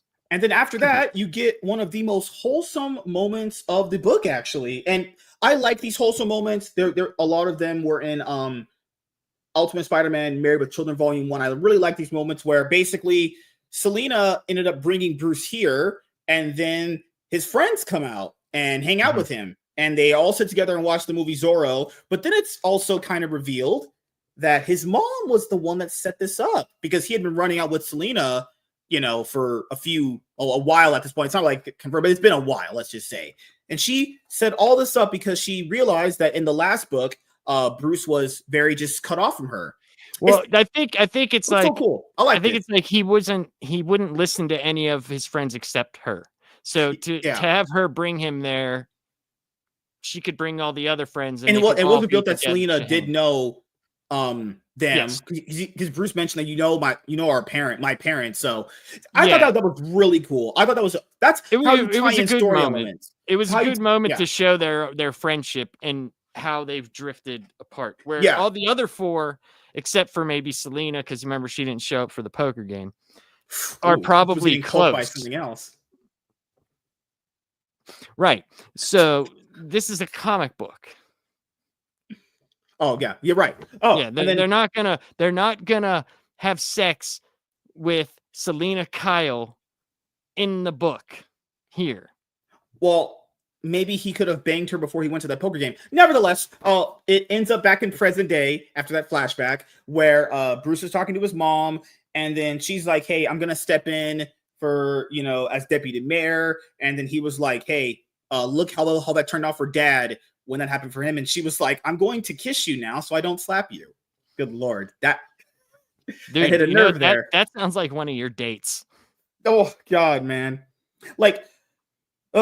It's also revealed in this book that it wasn't just one shooter that killed his dad. It was it's like one of the worst massive shooting events in Gotham's history. I thought initially just one shooter, but no, apparently it was just a big event that happened. Well, I mean, we only saw the one shooter that shot his dad. So that's the only one that honestly matters for this story, in my opinion. I'm sure there was other things that happened, but that's the one that, made him into what he is. That single event is tied to the reason why his mother is doing what she's doing and why he's doing what he's doing. They're handling it in different ways. And then after that, Alfred, always the inner monologue to himself. Basically, he's talking about how even though Batman is very, very skilled and he's very aware of what he can do, he can't protect everyone. But then Alfred... He's also spying on his daughter. Yeah, I did notice that. He's spying on his daughter, and she went out and got a ball that She's a kid kicked over. I think. Yeah, it was a weird moment that ended up tying up very well because she's not very skilled to protect those kids if one of those shootings happen. But I think it was more that he's just spying on her because he has a bad relationship with her. He tried calling her. She, didn't want to talk to him. Never call again, and he just wanted to see her. It's like that same old story of like anytime in a movie that there's like a parent that is away on a job or isn't involved in their kid's life and they want to be, and you always get you were never there for me, and all that. Like my dad. Well, he's getting cigarettes, dude, and he will be back. He will be back. The red bat Skittles, not the sour ones that are disgusting. So I forgot this guy's name. I forgot, but this guy who had the meeting with Harvey Bullock and Black Mask. Now he is endorsing Harvey Bullock to be that's the ex mayor, Mayor Hill. Yes. Okay. So Mayor Hill is endorsing that Harvey Bullock become the next commissioner, and he's rerunning for mayor. Of course.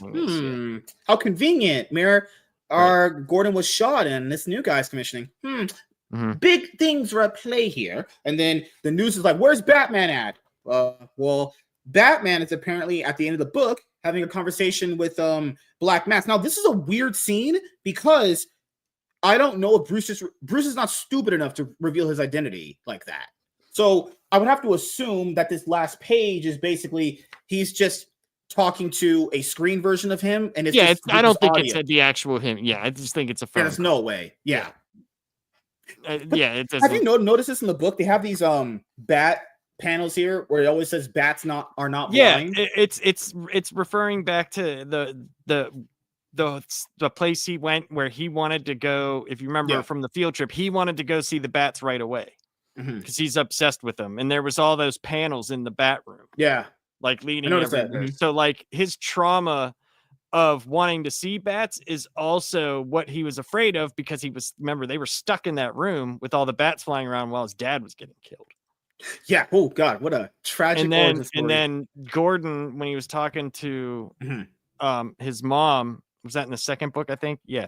He said, like, yeah, I remember whenever I pulled him out of the room. Remember, because he came in, the police had to come and he got him out of there.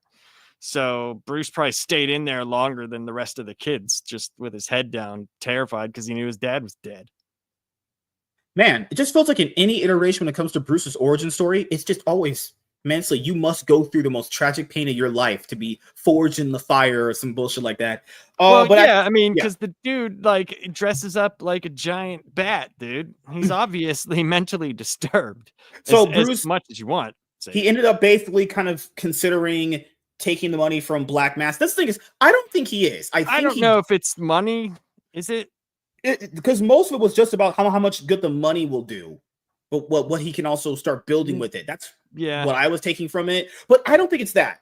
I think he's just trying to actually get Black Mass cornered so we can talk to him and interrogate him. I don't think he really cares about the money. I'm saying, that could be it. But I'm sure he's going to take that money if he does, or he sets up a way to take him down at the meeting, and maybe just takes the money and reinvests it into Batman. Or the last thing I'll bring up, because this is not part of the actual story, DC had this little nice ad here for the holidays. This issue dropped when it was a week before Christmas, because Wonder Woman issue number 4 dropped on Christmas week. This one dropped the week before. Nice little page there for the holidays. That was really cool. And you have the DC Finest book getting ads. These are all awesome. If you ever want to just get into just DC stories, $40. You're getting over 500 pages. You buy these. I vouch for them. I have them over there. They're great collected edition books. Right over there. Yeah, they're awesome. So, yeah, that is pretty much it for Absolute Batman number 3. I'll get your closing thoughts and opinions on this issue. Did you enjoy it? Are you having fun with Absolute Batman, sir? Yes. I thought this is telling the story to where it's coming to a crescendo. And you can see that this arc either expounding or ending in 2 issues. Since it was part 1 of 5 at the beginning, they said the Zoo part 1 of 5. So it's definitely coming to its climax, and we're going to see where it goes from here. But I thought that the characters that are in play are done very well. There's a lot of intrigue. There's a lot of moving parts. You got the Jim Gordon storyline fully at play because Harvey Bullock's now involved. The ex-mayor's now involved. Bruce's mom is now involved. So every single person, except for Barbara, has a storyline that is revolving around everything that's happening with the party animals. Yeah. They're all affected by the party animals. What's also revealed in this book that we didn't cover, Black Mass, I don't know if he is telling the truth, because guys, people gotta stop doing that. When villains say something, people don't know they're villains, right? They intentionally would mislead you and bullshit you. Yeah, they'll bullshit you. Yes. But people just think like, oh, because the villain said it, it must always be true. If we're to take what he says is true, because he says it in the book, he said the party animals have no correlation to him, which I think it's just, I don't know if that's true, but I don't believe that. I just don't believe I don't know. We'll see. We don't know. We don't technically know if they do yet. We don't know. But we've never seen him say, hey, party animals, do this. But they are conveniently around when he's around. But that might be me reading too much into it. But yeah, I mean, no, that's what we're. I'm a genius for a reason. Yeah. We're gonna take that IQ test live. Oh gosh. Live. Oh God. But for me, my closing thoughts and opinions on Absolute Batman number 3. Good, nice, well-paced, structured comic book in this 3rd issue for this 5-part arc. Now, after we do this issue, we're going to be doing Absolute Batman number 4. Mm-hmm. And that's the issue that I heard is the worst one of the first initial 5. But I don't know yet. That's what I've been hearing. I'll be buying it. Actually, I bought it already. I just have to basically get into my packages and get it. And we just review it later on. So overall, no, I like what we have here so far. It's intriguing, mystery. It's not giving you too much of something. It's very well balanced. It's very nice structured series so far. But overall, we'll see how this arc is going to play out in the last 2 issues of this Zoo arc that Scottson was calling it. This guy is always so grandiose. Big thing has to be built up. Oh my God. Good job, Scott. Yeah, you're doing it for me. If you could ever get me writing a Batman and Selena Kyle fan fiction book for DC, wow. I can guarantee you sell a lot of books. Wow. I'm a genius. Wow. You're still on that, aren't you? All right. So thank you guys for checking out this video. If you guys are returning viewers or new viewers, then please consider subscribing to the channel if you've not already. Leave a like on this video if you enjoyed it and comment down below. Also, make sure you guys hit the notification bell. That way you guys can get notified on whenever I upload a brand new video. I'm MSK, aka Master Swag King, and we're going to sign out, guys. See you guys later. Deuces. Peace. And we have our topic to get to in one moment. Let me put this up in the other books I've already read. So That's that Riz Master at work. You know me so well. Much Riz. Much Raz. Actually, you know what? Fuck it. I'm getting a drink. I'm thirsty. You do that. I might have to get one myself. I'm going to go get one myself. I say you could. Ugh. All right. Don't worry, guys. I'm back. Oof. I literally just left for a drink, and he'll be back, unlike my dad. I promise. Don't worry. MSK doesn't understand travel. What is wrong with you? There was a bat laying. Gray, are you insane? All right. Okay. So when we do the absolute bat, so fuck it. I'll just say it like this. I know you guys are watching the video, this episode live, obviously, but there is things I want to say in the absolute the fucking hell. I must be a wrist master. Okay. I'll just aside. When we do the Batman #1 video, we're going to do in literally just a moment from now. I want to clarify a few things in that video because who were confused at what I said in the previous one, saying it was going to get a reboot, and it's like technically it's I won't really call it a relaunch because I mean you can call it a reboot, it doesn't matter, but people were going like, this is not happening. It's like, are you retarded? What are you talking about? This is a confirmed thing, you know. Well, it was a rumor thing initially, but don't worry, guys. I will explain it to you guys. Well, I mean, it's definitely happening. It's because it's on the DC website. Yeah, and you can see like, I think it's cool that they're keeping Jorge Menez and on the art. You calling me a whore? I don't know about your sexual encounters, nor do I care. But why are you so mean? How is that mean? How is that mean? You're supposed to be inclusive. I thought you people are supposed to be inclusive and loving. What do you mean, you people? God. Did you see the picture though that Jorge did when they changed the thing to the gray Batman suit? Did you see it? No, I did not. I don't think I have. Hopefully you can see this from the You have an iPad. You're so rich. Oh my God, that looks fucking great. Just look on the main DC website. Oh, it's right here. Oh, it looks fucking great. Oh, yeah, it looks awesome. Ooh. Let me see if the ads. Let me see if I can scroll through here a little bit. Okay, good. Yeah, it looks good. Looks great. Yeah. Yeah, it looks really good. Fucking shit. Yeah. Okay. Jimenez's art is always good, man. But if you go to let me hear it. Did you go to DC's website? You think I would go to DC's website right now with all those ads on their website? That would kill my computer. I'm joking. I'll go to it right now. You said just the main DC Comics website, right? Okay. Hold on. Here, I'll send you the link. Links? How dare you? Don't give me lanks. You're giving me lanks? Come on. Load up, you piece of shit website. Is there a bunch of ads on here? I didn't see any. No, I'm just fucking around. Here you go. Yeah, I just put in the private chat. If you put in the main chat, it won't go because you're not a moderator. Should I make Laps a moderator, guys? Should he be given power? Should a white man be given power on a black man? There you go. That's up there now. Ooh. But if you scroll down some more under that, you see like they show a couple panels and then they actually show like every how he drew the new thing with the cape, the belt. Looks really good. Fans are, yeah. They actually do a pretty cool, and the new bat symbol. I think that looks cool as hell.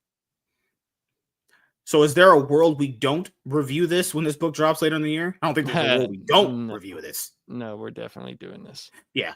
There's not a world I miss out because I missed out on like the fucking 2016 era, and so I probably have to go through all that through trades and shit. because Right. this is a fresh new thing. It just starts from book 1. Man, DC, fucking hell, whatever, man. They should have just kept the numbering. Just make it a number 1, and just Legacy as number like 164. Yeah, just as whatever, and just keep the numbering. Fucking DC.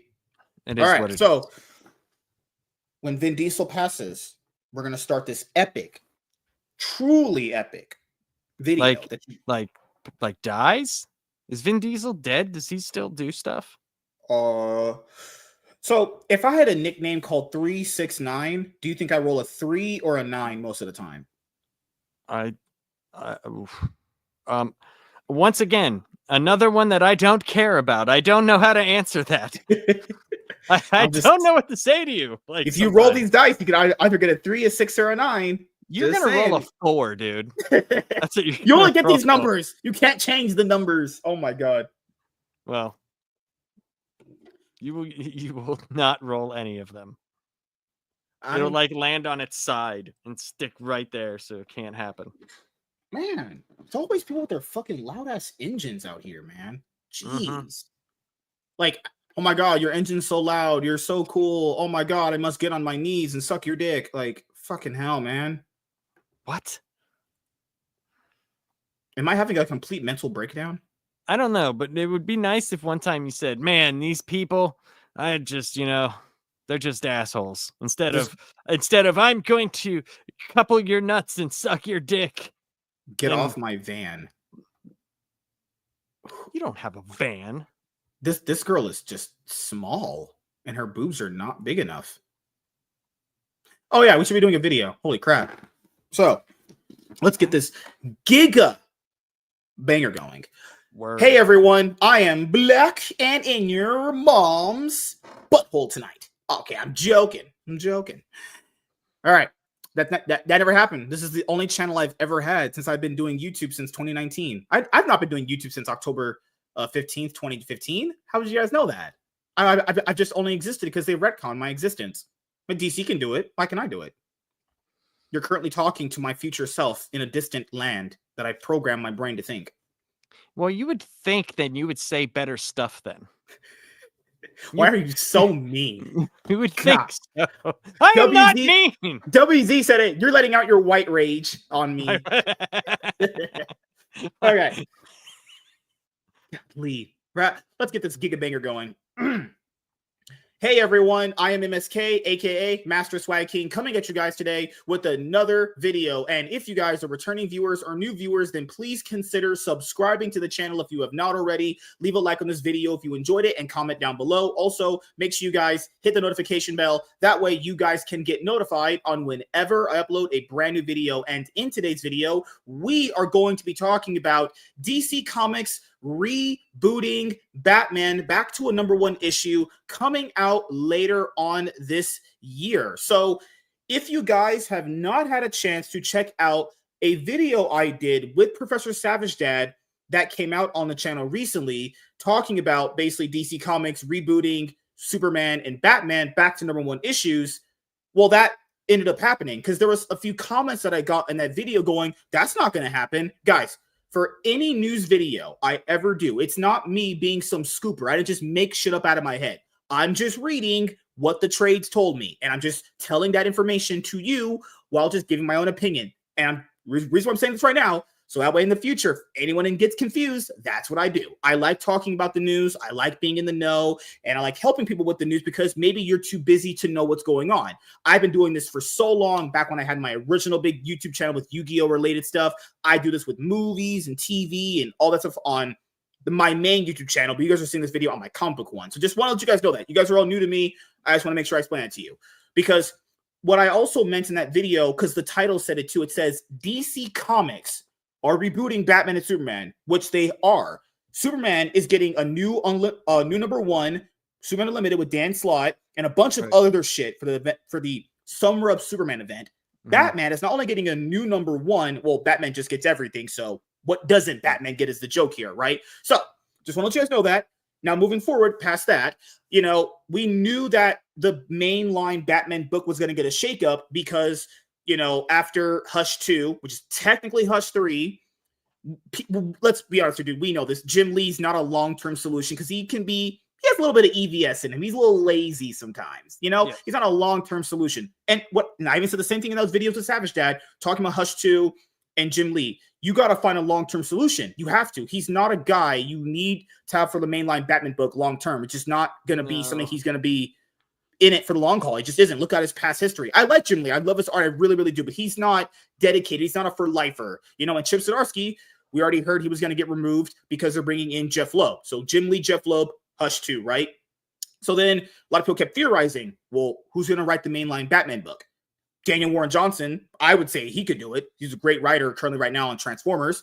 He can't. He's doing another thing. Every other big artist and writer they have is already currently tied to a project. Yeah. And who is going to be the new writer and artist? Well, it's revealed here today. So the mainline Batman book from 2016 had Tom King as the writer, very divisive guy in his own right. You know, love him or hate him, he does cause you to start talking, which is always a cool thing in and of itself. After DC Comics kicked him off the Batman title, the mainline one. Mm-hmm. The sad thing is Detective Comics is not the mainline one; it's this one. But it's okay. It's okay. Another story for another day.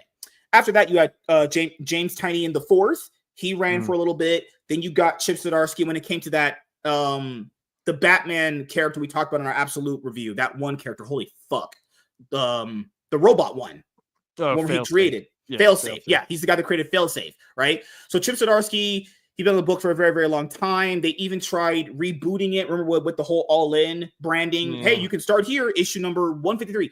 Imagine that for comic books. You have to start at issue 153 as a jumping on point. You can't start at the very beginning because that's what comics are, right? So, yeah, Zdarsky's run is fucking hell, man. He just put way too much stuff. There was way too much going on in those books, man. So like the Batman of Zur-En-Arrh, like really, dude, really, I still am not getting over that. Good God, I just can't. So after Chip Zdarsky, we have the temporary solution with Jim Lee, Jeff Loeb. But I told you guys this before, not just counting Superman, because this is all about Batman right now. Batman, Detective Comics, those are the main two lines, right? Detective Comics is never getting rebooted, but the main Batman line will because, you know, bullshit things like number one sales matter to these companies a lot. Literally, stop doing that. I hate that. Why can't it just be Batman issue 164? It basically is. It has a whole new creative team anyway. Literally, just get a new creative team. You were going to do it anyway. Guys, at one point, they will get new people. Unless your run is just so goddamn good. They just keep you on forever, honestly. You know? But at last, we are here now. Batman number 1. A new look. Same year. New look. New costume. New writer. New artist. Art looks great. It's happening. The same artist. What? No, was it? Who was the artist on? It's Jorge Jimenez. You're right. He was doing Chip Zdarsky stuff. You're right. Yeah. I correct myself. God Lord, this is why you're a genius and I'm your Padawan. It would be foolish to take him off of there because he's such a good artist. So like it would, he can only do so much carrying this fucking title at this point. It's literally like Michael Jordan carrying his fucking Bulls to championships. Yeah, good Lord. And he draws a good Batman. So it's happening. Batman is being relaunched in 2025 with a new suit, symbol, and city to match. Exciting changes are on the way that are sure to have Batman fans absolutely buzzing while fans wait to see. Are you buzzed? What do you drink? I'm buzzed. Coca-Cola, my friend. Oh God, don't drink coffee Coke. You might actually throw up and die. That's one of the worst, most disgusting things I've drank in my life. Actual trash. It's just a bunch of liquid LSD in here anyway. I like you a lot. Well, fans wait to see what comes next in the upcoming Hush 2 arc of Batman. DC is teasing what lies ahead later this year. Yeah, so there was this Comics Pro, I guess, meeting that happened with a bunch of comic books, people in the industry. A lot of news has been coming out, a lot of it. So over the course of, well, a lot of weeks since we do a show together, we're going to cover all the news, actually. And that's good because that gives us things to talk about after we do the usual comic book review that we do on the show here. And there's so much here. And hey, I like when we have new announcements for comic books because I think it's Christmas. I love getting new stuff announced. I think it's awesome. But I have to also understand to myself, why is some of this stuff even justified to exist? Like, there's some creative decisions here that make no sense. And we'll get to that later on when we go over the Supergirl announcement as well. Fans aren't just getting an overhauled creative team, but a new kind of Batman altogether. At Comics Pro, DC Comics has just revealed that it's relaunching the Dark Knight self-titled series with Batman #1. Artist Jorge Jimenez is returning to the title, and joining for this epic new start is fan favorite writer Matt Fraction. I'm pretty sure you guys remember him from he has his Thor run that everyone really, really likes, actually. That's the only thing I know him Hawkeye. for. So he has a Hawkeye run. You're right. He's Hawkeye and Thor. Those are the things he's known for. So Matt Fraction writing, people really, really like that Hawkeye run. People like that Thor run. Okay, so we'll see what this guy can do. But keep in mind, I don't think it's always just the writers. Keep in mind, it's also editorial too. You could imagine the Batman editorial staff is just bullshitting sometimes. Oh my God. Could you imagine the stuff these editors actually make you do and try to cut out of your book? But you never know. DC gave fans a few previews of the Cape Crusaders' upcoming adventure and showed off his brand new Bat costume. Look at that. That looks so good. It's like that suit he used to have where it was blue cowl, blue cape, blue bat symbol, gray right here. So look at that. Here's the panels of what he's going to be looking out of. He's got some new tech going on in his cowl right there. Man, Jorge Jimenez's art, so damn good. Yeah. Batman has returned to his blue and gray color scheme and has a new, larger bat symbol. The publisher also released an unlettered preview that reveals Batman's new costume comes with a few hidden gadgets, such as a pair of display goggles. That's cool as hell. I like it. Look at this new suit. Looks great. New art, new writer, new team. Yeah, same year, new Batman. That's the best way to say it. For the past 3 years, fans have been on a wild ride in Batman under Chip Zdarsky and Jimenez's direction. The Cape Crusader traveled all over the world and even into the multiverse, and the action never stopped. Whether he was fighting an evil Joker variant or Batman's hyper-prepared alter ego, the Batman of Zur-En-Arr. But Zdarsky's time on Batman finally came to an end with the most recent arc, The Dying City. God, is that such a on-the-nose thing for how life is going for a lot of people. But the adventures are continuing as the current Batman volume approaches its final arc, Hush 2, the long-awaited sequel to the iconic and gripping Batman story. This is just scratching the surface on what's on the horizon for Batman, as Fraction and Jimenez have both discussed new things to come for the world's greatest detective later this year. Fraction revealed that in addition to new characters and gadgets, Bruce is going to be getting a new Batmobile. Jimenez, on the other hand, discussed giving Gotham a fresh approach that gives the city a new feel while remaining true to the spirit of Batman. Though it's too early to tell what's to come, DC Comics is getting ready to give Batman fans something bold and exciting. That's debatable. That's really debatable on some things they announced from this Comic Book Pro event, actually. I mean, I'll say this. I'm hopeful for this new direction. I am. I just don't like the certain intricacies of numbering and all that stuff. I mean, I don't think numbering is going to have effect on whether the story's good or not. Oh no, that's just us being comic fans and being nerds. Yeah. Fraction can do this. If he does, if he doesn't do it, I think it's just editorial. There's no way you can cycle through this many writers and it not be an editorial failure at that point. There's no way. It seems like every single person bad. Well, here's the thing, though. It seems like they let Zdarsky do what he wanted to do. Now, I could be wrong, but you don't bust out Zur-En-Arr in planetscaping and stuff like that because editorial told you to. Now, maybe they did, and I'm wrong, but we'll see. And you usually take a lot of L's. To me, obviously, it's just something that you do. Right. That's compared to you, dude, I'm an L machine. L generator. Actually, you could be an L machine. Cyfax is an L generator. I like it. But that's the thing is, we talked about this before. You relaunch Batman with the new #1. I don't prefer you do that because I prefer the legacy numbering attached to it that you work to build towards all these many years. But you will get a chance to sell a lot of #1 variants. You can have like 30 variants actually. And if this is actually a good start to the series with good word of mouth, you're off to a good start there. But at some point, we know DC's always going to try to fuck up something. It's always too good to be true with these people, honestly. DC Comics promised that it was putting a lot of effort with its All-In initiative. Does that imply that they didn't put an effort with the other ones? Just pointing out, people say that. Does that mean you were just running it down with the other initiatives you had? Yes. That pretty They much wanted it. They wanted it to suck. they went in going, we want to make no money. Dawn of DC. You could say that for that. That was not the best. And hey, just like with the MSK show, when I had to reboot my podcast back to this point, I'm all in. No, okay, you guys. It's an inside joke. Are we in the dawn of MSK era? No, we're all in. If we're out of all in, I got nothing. I got no more cards left, dude. I played my hand. Good Lord. And it's holding strong to that.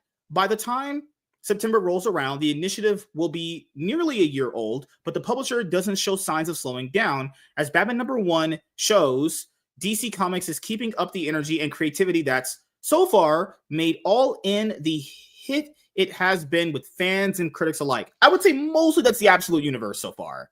Mostly on that. Yeah, and Jeremy Adams Green Lantern run. Yeah. People have said Joshua Williams run Superman is fine, so I'll it is. It's fine. It's okay. It's not bad, but I think a lot too is the Justice League coming back. But then when they came back, it was a big splash. But then they were like, "Wait a minute, it's everybody. It's not just a Justice League that we know. It's like everybody." That they also willingly stopped as a team themselves. They're like, the world doesn't need the Justice League. DC, you can. Oh, good Lord! People understand. They're the ones who make the ideas. They never had to get rid of them. We never had to have a world without the Justice League. No. They make that a thing. They're just stupid. They're actually just flat out, it's not a word. They're just actually flat out retarded. Yeah, I notice that when we do these videos, the companies are like, man, I'm so glad we could get back to this. You're the one who made the idea.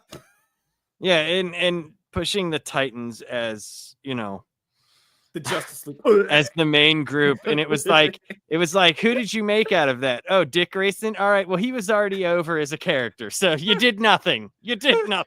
Absolutely. And you killed Beast Boy. You did one good thing and you brought him back to life. You fucked it all up. You could have left him dead. Man. Leave him dead.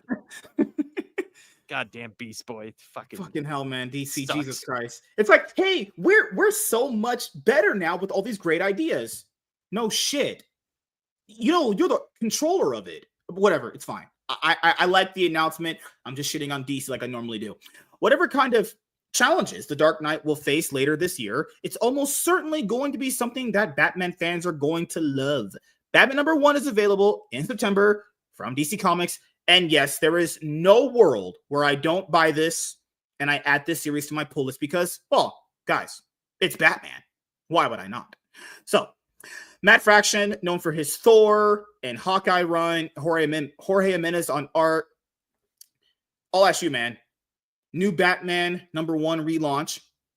You excited? You're like, I'll see where it goes, but you are going to buy it. We know that for sure. Yes, I'm definitely going to buy it, but it's not that I'm more excited because I was super excited when Chip Zdarsky came over because I had read Daredevil and Devil's Reign. Like you said, the Daredevil one is really good. Yeah, I was like kind of excited, and I thought, okay, he wrote Daredevil real well. That's close to the Batman feel, But I just didn't like Batman's supposed to be dark. I get it, right? But there was no hope for anything in that whole. You think he went with the dark route that made it so just too over. It was so dark that he was like ruining stuff with the Bat family.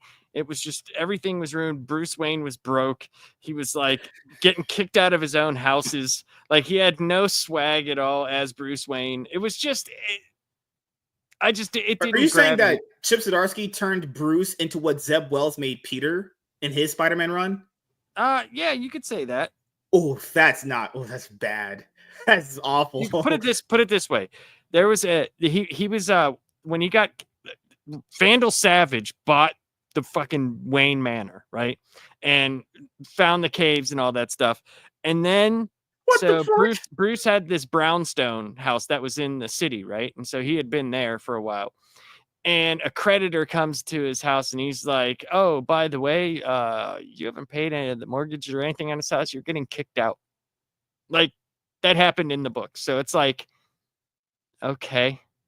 So what do you It's like, got how does left? that even make logical sense? Given the fact that It's he like, has accountants and a butler to deal with all that stuff, it's like, oh my god. well, Think- no, he doesn't have told a you- butler anymore, Oh, because fuck you. Oh, freaking Tom King Tom decided. King killed him. Yeah. Tom A lot of King people- decided. sorry to that- spoil this for you guys. In Batman comics, Alfred's dead. In the City of Bane event, Bane snapped his neck. which, like I said, Tom King, I didn't like the start of his run, but the start, like, of City of Bane, like the start of it, it was like, oh, this could be cool. And what does he do?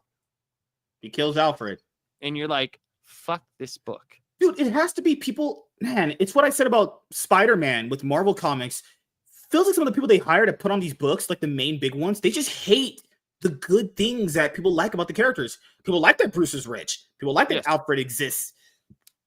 Yeah, the alongside with dynamic him. between those two was It's amazing. great. Yeah. It's what humanized Bruce. Like, like it kept him grounded, and we always knew, Gives him like, that oh, yeah, dad in his life that he doesn't have Right. anymore. Yeah. Mhm. right, and like, we see that Alfred wanted to be there. He wanted to stay there. So it was like something Mhm. that, it wasn't just, oh, he's the butler. You know what I mean? Yeah. Like, Mhm. like I'll say perfectly, like whenever Tom Taylor did Injustice, right? Whenever Superman had turned and fucking then Alfred beats the shit out of Superman. And he's like, I'm done letting you hurt my family. There's no more of that. You can't have a scene like that without Alfred. You cannot have it.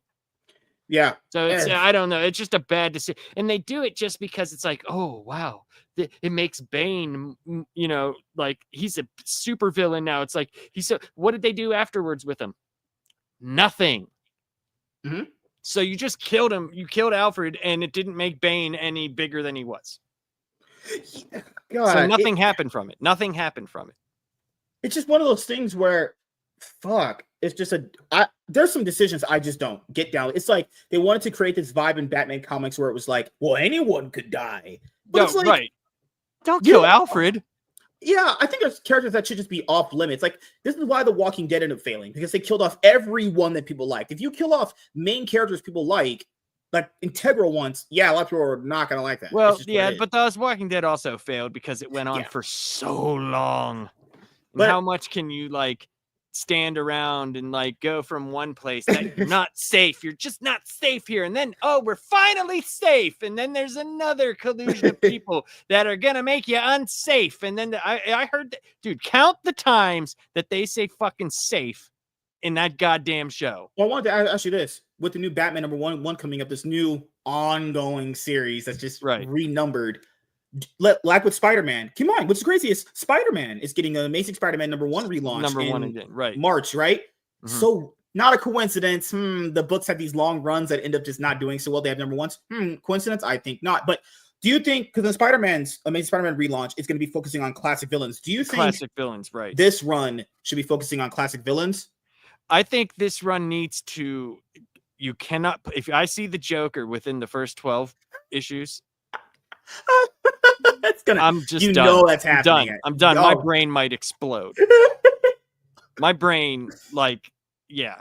I think having the character that they create, that Scott Snyder created, that did so well for Dark Knight's Metal, that actually almost ruined everything with the Batman Who Laughs and how he got oversaturated, and it was like this crazy cool character, and then he's got his own book, and then the Year of the Villain, and all this other stuff, and now it's like they did the same with the Joker. Why does the Joker have his own goddamn book?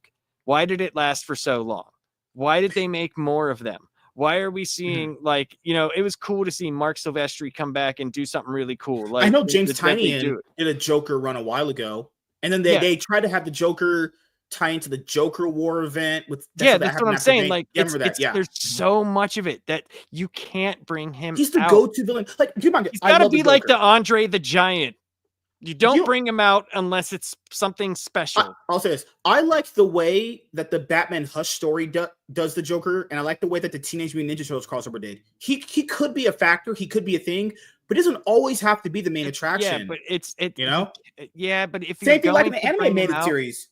Bring him out when you need to, but don't oversaturate him. you can't keep. It just seemed like once it was like people were like interested in Batman, and the main crossover happened after like the Heath Ledger movie. It was like all of a sudden it was like they only brought him out. Oh, I every like so Joker often. by Brian Azzarello. That was good, but that's Black Label. It's not continuity. So, that's But different. I'm just saying, like they didn't bring him out all the time. Yeah, Now it's like ever you know since what that it Dark was? Knight Remember? movie, though, ever since then, everybody's got to No, have oh, their own that's your point. take Another on the thing. Joker. Arkham series.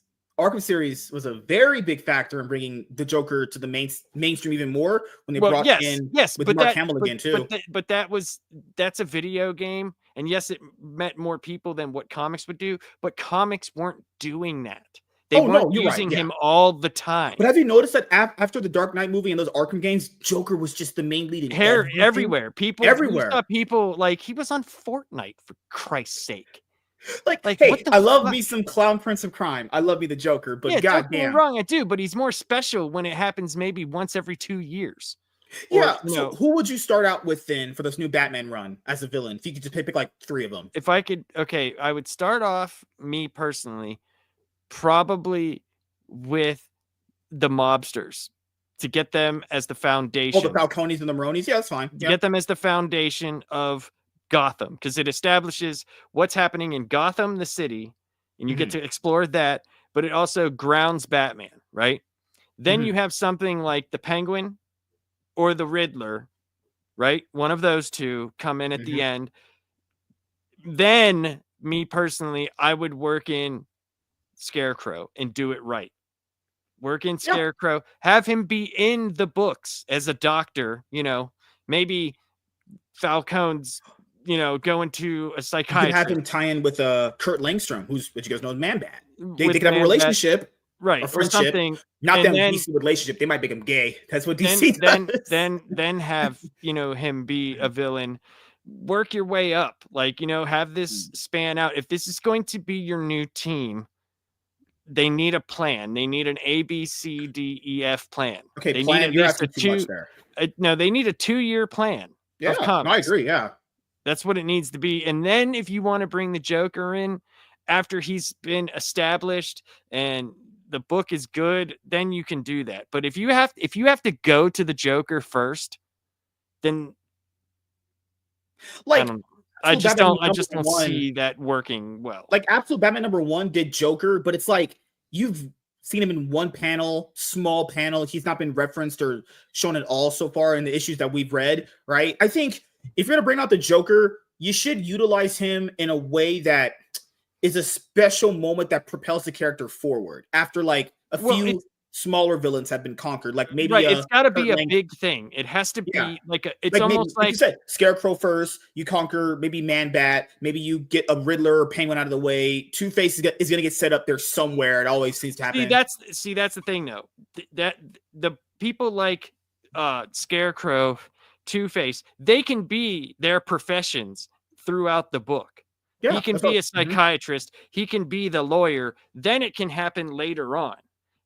He can make it Bruce's friend, and they hang out for a while. Yeah. So when he turns to Two-Face, it's more dramatic. If he already comes in as Two-Face, it's like you're taking people as the story of Two-Face already.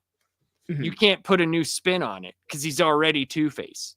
But if you have him as Harvey for a while, then you could have it happen a different way. Yep. You could have it happen a different Harley way. Quinn, then. Do you think they should go with Harley Quinn? But I think when they ever reveal Harley Quinn, it leads to the Joker because she always leads to the Joker, no matter what. Yes, and that's you could have it say like after the Riddler or something, he brings him to Arkham, and you see he runs into Harleen Quinzel, who's a new person at Arkham Asylum, right? A new doctor, so that that the Joker could be coming, but you sprinkle it in little bits by little bits. Maybe show her talking to one of the Oh. inmates, but they don't ever show who it is. But you know, and we know it's the Joker, and this goes on through the book, you know, The for other a thing I want to while. bring up is not something pertaining to the Batman book itself, but it would benefit it more if it doesn't do this. Don't just write stuff for trades. There's so many books that come out where it feels like they're just writing for a trade for an Well, art. I believe that though Mhm. is from higher up. I Yeah. believe 100% they are told write in 6-issue arcs so we can sell that first volume. And 100% I believe it yeah, because they're going to get the sales from the floppies, but they're going to get much more sales from oh, for trades. sure. Yeah. Because my thing is the mainline Batman book and the mainline Spider-Man book, guys, there should be not any place where these books shouldn't be bestsellers or you should have bad word of mouth. These are the main flagship characters. They need to Right. have good writing and artist team. They just and keep in mind the issues shouldn't feel like filler issues. You shouldn't be a 5-issue arc in something and you get a filler issue. Then just discard whatever filler you were going to do and just put the main shit there. You know, I hate when books Yeah, do and that. it's not listen, as long as you're doing your books, it's not I'm not calling it filler, but it's not wrong to do like a monster of the week episode or an I don't issue. mind that. Yeah. It's fine to do that in between things. That is Mhm. fine. But they are always instructed, like, as soon as you get to this, it's got to be this. It's got to be this. It's got to be Yeah, this. yeah. Because, like I said, it looks way better on a shelf than a box full of, you know, plastic floppies. Like, it just, that's what they do. That's what they care about. Yeah, because they know they're going to get way more sales off Amazon Well, and yeah, eBay with think the of it like trades. this. Think of it Mhm. like this. As the Hush event happens, right? What do you think is going to be bigger? The single sales or when that goes to that nice deluxe edition trade? Ooh, the nice hardcover, the nice You know, trade paperback. Ooh, God, same man. thing with my Hush right back there. You know what I Yeah, mean? Like, I it's may the or may same not thing. have the Hush omnibus behind me, or the trade, or the DC compact comic version. I might love that story a little too much, but You know what I I mean? Like, do love so, that story. It's a great so story. there is that. You know what I'm saying? Like, so, Yeah. like, I just hope that they take it seriously. That if they take it, as long as you take it seriously and give it the care it deserves, it should be good because like Batman is something that should be able to write itself. We already know everything that there is to know about the Do what world the of Origin Batman. series did, except with Do Joker. A new coat of paint, an old house, new coat of paint. It's all you need. They're doing it with the suit. Take that same concept right, and apply that to the story. Is what I would say. and that's yes, that can you can do that, and that's fine as long as it acts and feels like Batman. It should be good. So It fire just Matt Fraction and hire Gail Simone. no. Oh God, no. If she's ever on a Batman book, I'll burn it. I'll just wipe my ass with it. No, it's like you think it's just like with Bendis, man. The He's greatest writer of all time in comic books history. the whole Bendis is coming. He's coming. Well, he came in Remember my that? life. So Remember my that? final thoughts and opinions on the Batman #1 relaunch. Basically the same thing you just said. It's just one of these things where take your time building up whatever storyline you're going to build for this new run of Batman. You don't always got to blow your load in the first arcs. That's what most of these Batman runs feel like in the past years. They just blow their load so quick with everything. It's like, what do you got left? And then they go so hard with trying to make something new that new character is just as worthless, or they overuse the character like Man Who Laughs or El Salvador, or bullshit like that. Just take your time. That's what I'm asking for. But you don't need to have issues where it feels like you're just getting this issue for a trade. It shouldn't be ever that, So But it is. we have a lot more comic book news coming out later this Well, I want to say one thing month. before you're done. So go I'm ahead. never done. I last 5 minutes. Okay. Oh no! But let's tell you guys know. After you guys see this video, there's more news coming out because there's just a lot. And I don't know if it's like bigger is better, but my wife sure did say that. Okay, I'm joking. Wait, what All did you right. want to say? So I think if you're doing the first issues, they shouldn't be afraid to establish Batman. That's why I said like the Maronis or the Carmines or Falcones should be first, because if you're doing that, then you can still focus on Batman being Batman, having him learn the ropes and do these things. But if you already start him as established Batman, right, then you're not doing anything different. That's why year one was so successful. It was written well, but it was showing like in those first couple issues, we were seeing Batman be Batman, like learning how to be Batman and going through this, but they still had a building story behind it. And if you do that with the mob families, we can see him still be Batman, like busting some heads, like getting some punks, do this as a story of the underground builds up. If they just go right into fucking, Clayface or something right off the bat, it's like, okay. There's nothing different, nothing new. Like, it's nothing that we haven't seen before. So I hope that they take their time. I really do. That's it. Yes. And we have a lot more comic book news that has come out, and I can't wait to cover it all with you guys. And keep in mind, when I'm making these kind of news videos, if you see a news video that comes out, I'm always going to take my time releasing them, but I'm not ever going to be rushed to release something following up, because I want you guys to kind of get the stories as they evolve, because people need to understand that just because you know about something doesn't mean other people do. I think that's a common thing when doing news, anything in any content related genre that I've ever done. People go, well, I already know that. Cool. But other people probably don't know that. Like, what the fuck? How self-centered like, what is such a crazy small worldview you must have? Just because you know something, other people must know it. Like, what the fuck? Just take your time. Guys, how's this? Enjoy the free content you're getting. I love doing it, but keep in mind, I'm doing this because I want to inform you guys about what comics are coming out. So you guys can pick and choose, potentially, maybe if you want to invest into that run based off the writer or the artist, or you see the preview art or the panel and stuff like that. I want to make sure you guys know these things. It's not about, oh, I already know this. Why is this video existing?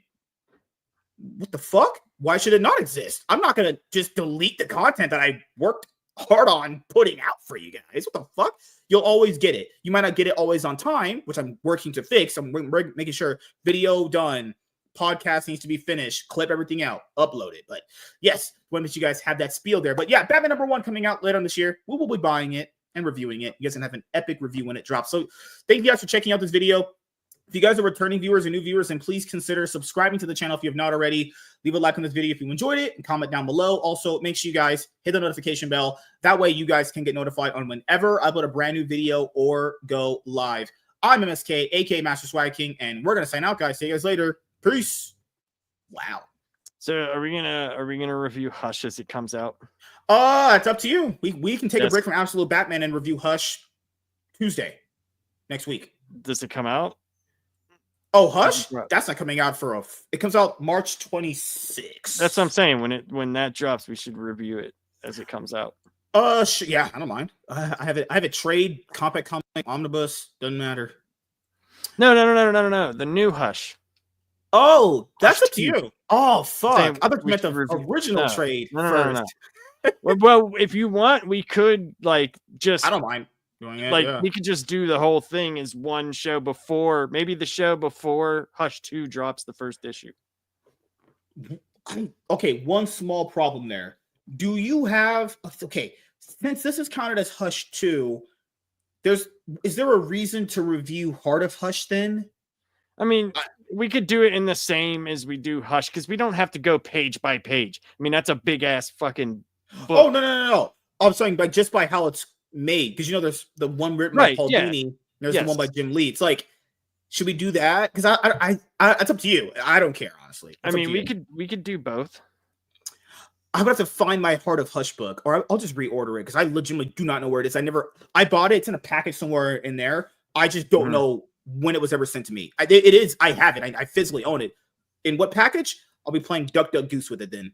So Batman Hush 158. That comes out March 25th. Or 20. Yeah. See, it's Legacy 923. Oh hell no! I told you. I thought DC didn't really do that. You're right. Oh, yeah, that's what I've been saying. They do that. They do that, and that's what I'm saying. Whenever they did, if you remember, they had the big one for Flash 700, and I remember that one. Yeah. They had the Wonder Woman 800 or whatever it was, whatever it was, and they totally do that. Batman. Okay, so I'll say I love Jim Lee, but that mainline cover for Hush 2 looks subpar. Yeah, but they're gonna have so many variants, so Thank God. If that was just the only one that existed, that would be pretty. Come on, Jim, stop phoning it in, buddy. So so far this one looks pretty good. This one looks good. There's so many of them here. I'll probably end up getting this one. this is not a 1 in 100 variant. Please, hope God no. Well, if you also look though at the original cover there, the first cover, Yeah. if that's definitely a callback to, I forget which page it is. I'll find it. I'll have it ready for next time. That's actually one of the poses he did from the first book. Ooh. From the first trade. I don't remember which Ooh. issue it's from. Tie-ins. Ooh. Yeah, Let's see here. This looks really cool. The Dan Moore variant. Oh, I might get this one. So that's good. That's good. Dan Mora, dude. Just don't There's make this a something 1 in about 25. Come on, DC. There's something about his covers, his art, period, but his covers good, are fucking phenomenal. Damn. DC, don't make this a 1 in 25. Please, please. Either I'm getting, if I have to get the main cover, I will, but I really don't want to. I mean, they got, if you look, dude, at that team, like that's cover E. That's a big team, dude. If you scroll up a little bit, that's a massive. Oh, you're team. right. Yeah. Even the anchor, dude. They got Scott Williams inking. Like that's the only person. Alex Sinclair. Don't get me wrong. Great colors. The only one bigger would be Brad Anderson, and like that's a huge team right there. That's okay. So hopefully, dude, if it sucks, I'm gonna be so pissed. Yeah, because if you want to make it be the first event we cover. Okay, so I have the main. You guys know I have the main Hush trade. Obviously, I have that. So I'm gonna try and see if I can grab Hush 2 because I would like to do things in. I gotta do things in order. That's just how my brain fucking functions. No, I get it. So we'll do Hush 2, and then we'll just go straight into this when it drops on issue 158. Yeah. I'll do right now. Yep. Damn. Also, this year, later on Halloween time, we will do the long Halloween later on this year when it comes out. We should do the long Halloween comic and how it compares to the movie. I did watch the movie. That movie is it exists. Both of them. Oh, fuck it. Okay, so there is things that I like better in the movie. But overall, the book, yes, obviously, yes. It's not even close. Had me in the first half. Not gonna lie there. No, I was like, this guy gonna do a hot take. The movies are better than the book. Oh, okay. No. Tripping. No, I 100%. I always have W's. Michael. What was the W that he had? I exist as a human. Oh, that's a plight. All right. I'm pretty sure that covers everything. So next week, as I did tell you guys, we've been doing a lot of Batman recently. So we'll do Justice League Unlimited #1 next week, and then we'll cover Supergirl #1, that new issue #1 for Supergirl coming out with the Looney Tune as a writer. I have a lot of thoughts and opinions about that. But don't worry, I know how to censor myself for YouTube. Oh! Yeah, it's good Lord, man. I have Dark Victory too over there. Yeah, I have all that. I have all of them right there. Yeah, it's fucking crazy. Yeah, right here. Did you ever get the last Halloween? Yes, I do. I actually have. Did you like it? I don't even know if I read it, to be honest. I'm just being completely honest. That's how I read it. That's how life should be. Right, I love honesty. I got the Long Halloween Collected Special Edition, Hush right here. I got the Loeb Sale Omnibus that has all that in there. And what else do I have? Upstairs, I know I have a whole bunch of shit. So, yeah. Oh, God, I have so much stuff. So, yeah, we'll be covering the Hush event because it's a pretty big event for a lot of people that like the story. That's a big deal. Damn, that is one of my favorite comic book stories of all. I love that fucking story, man. God. So it's not the favorite of mine. It's, at least for me, top 15 Batman stories ever made. I'd say like with Jim Lee's art, like that's enough to bring a lot of people like that just nostalgia based, because Jim Lee's drawing something again, I mean, look at how many people came out for All-Star Batman and Robin. Like, just because Jim Lee was drawing it, but crazy Frank Miller was writing it. Frank Miller. Dude, that is one of the worst written books that has the most amazing art. Did you see Frank Miller's new Black Cat variant he made? God, I don't even want to see it. looks so bad, guys. Frank wrote some pretty iconic stories that I've adored. 100%. But But like that this new art Black that he Cat does is now, the because he squiggly was an lines. artist before a writer. Yeah. You know, in his time period, he might have been a decent artist, but he's No, he well had some more really known good for art. his, He had some yeah. he had some really good Daredevil and Wolverine art. Mhm. Like Good 100%. Lord, that Black Cat is God. That's gonna be a But meme like like the Rob what was it Liefeld's that Captain what was it America. the one he did with the Holy Terror? Was that the like the crazy, like that's when he started being crazy.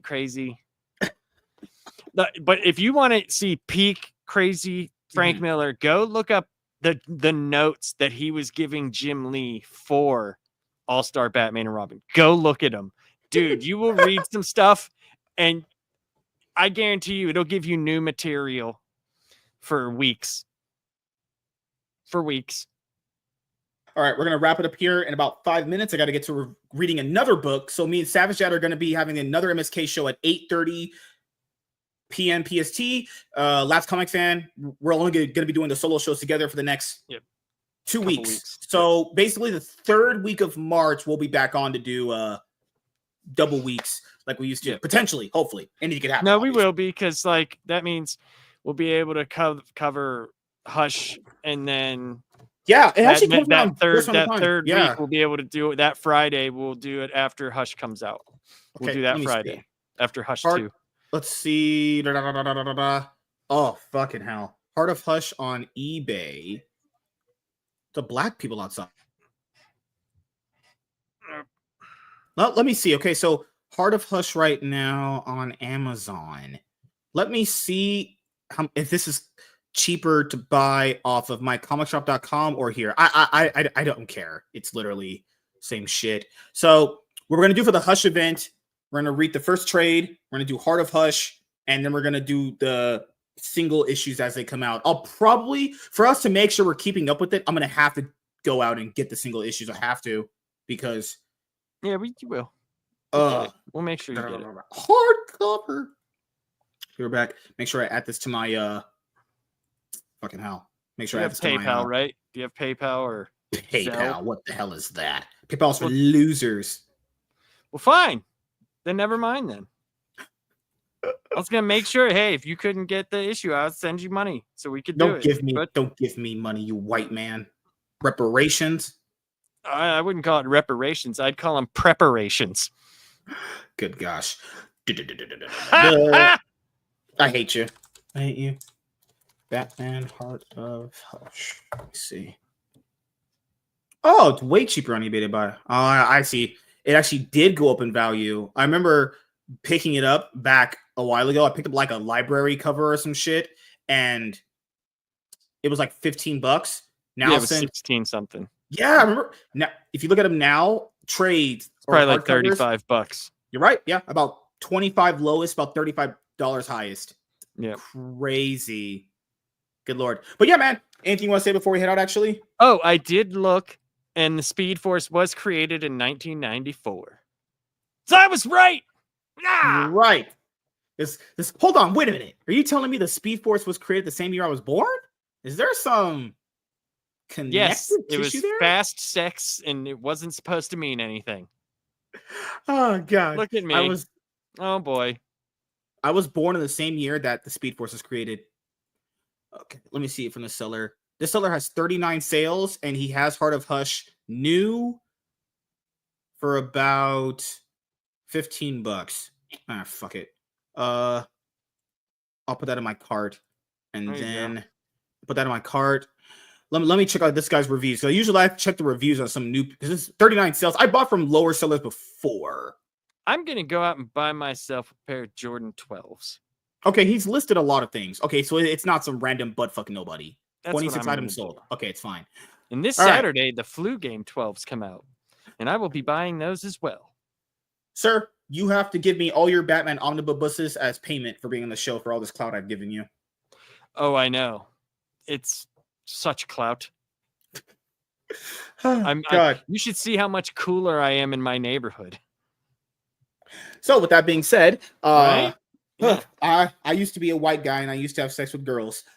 All jokes aside, good Lord, today was supposed to be a day off for me, but I went into work for 4 hours because of bullshit. It's okay. And then I came home. Someone else told me some bullshit. It's okay. I have the tools to cope with whatever life throws at me. I'm good.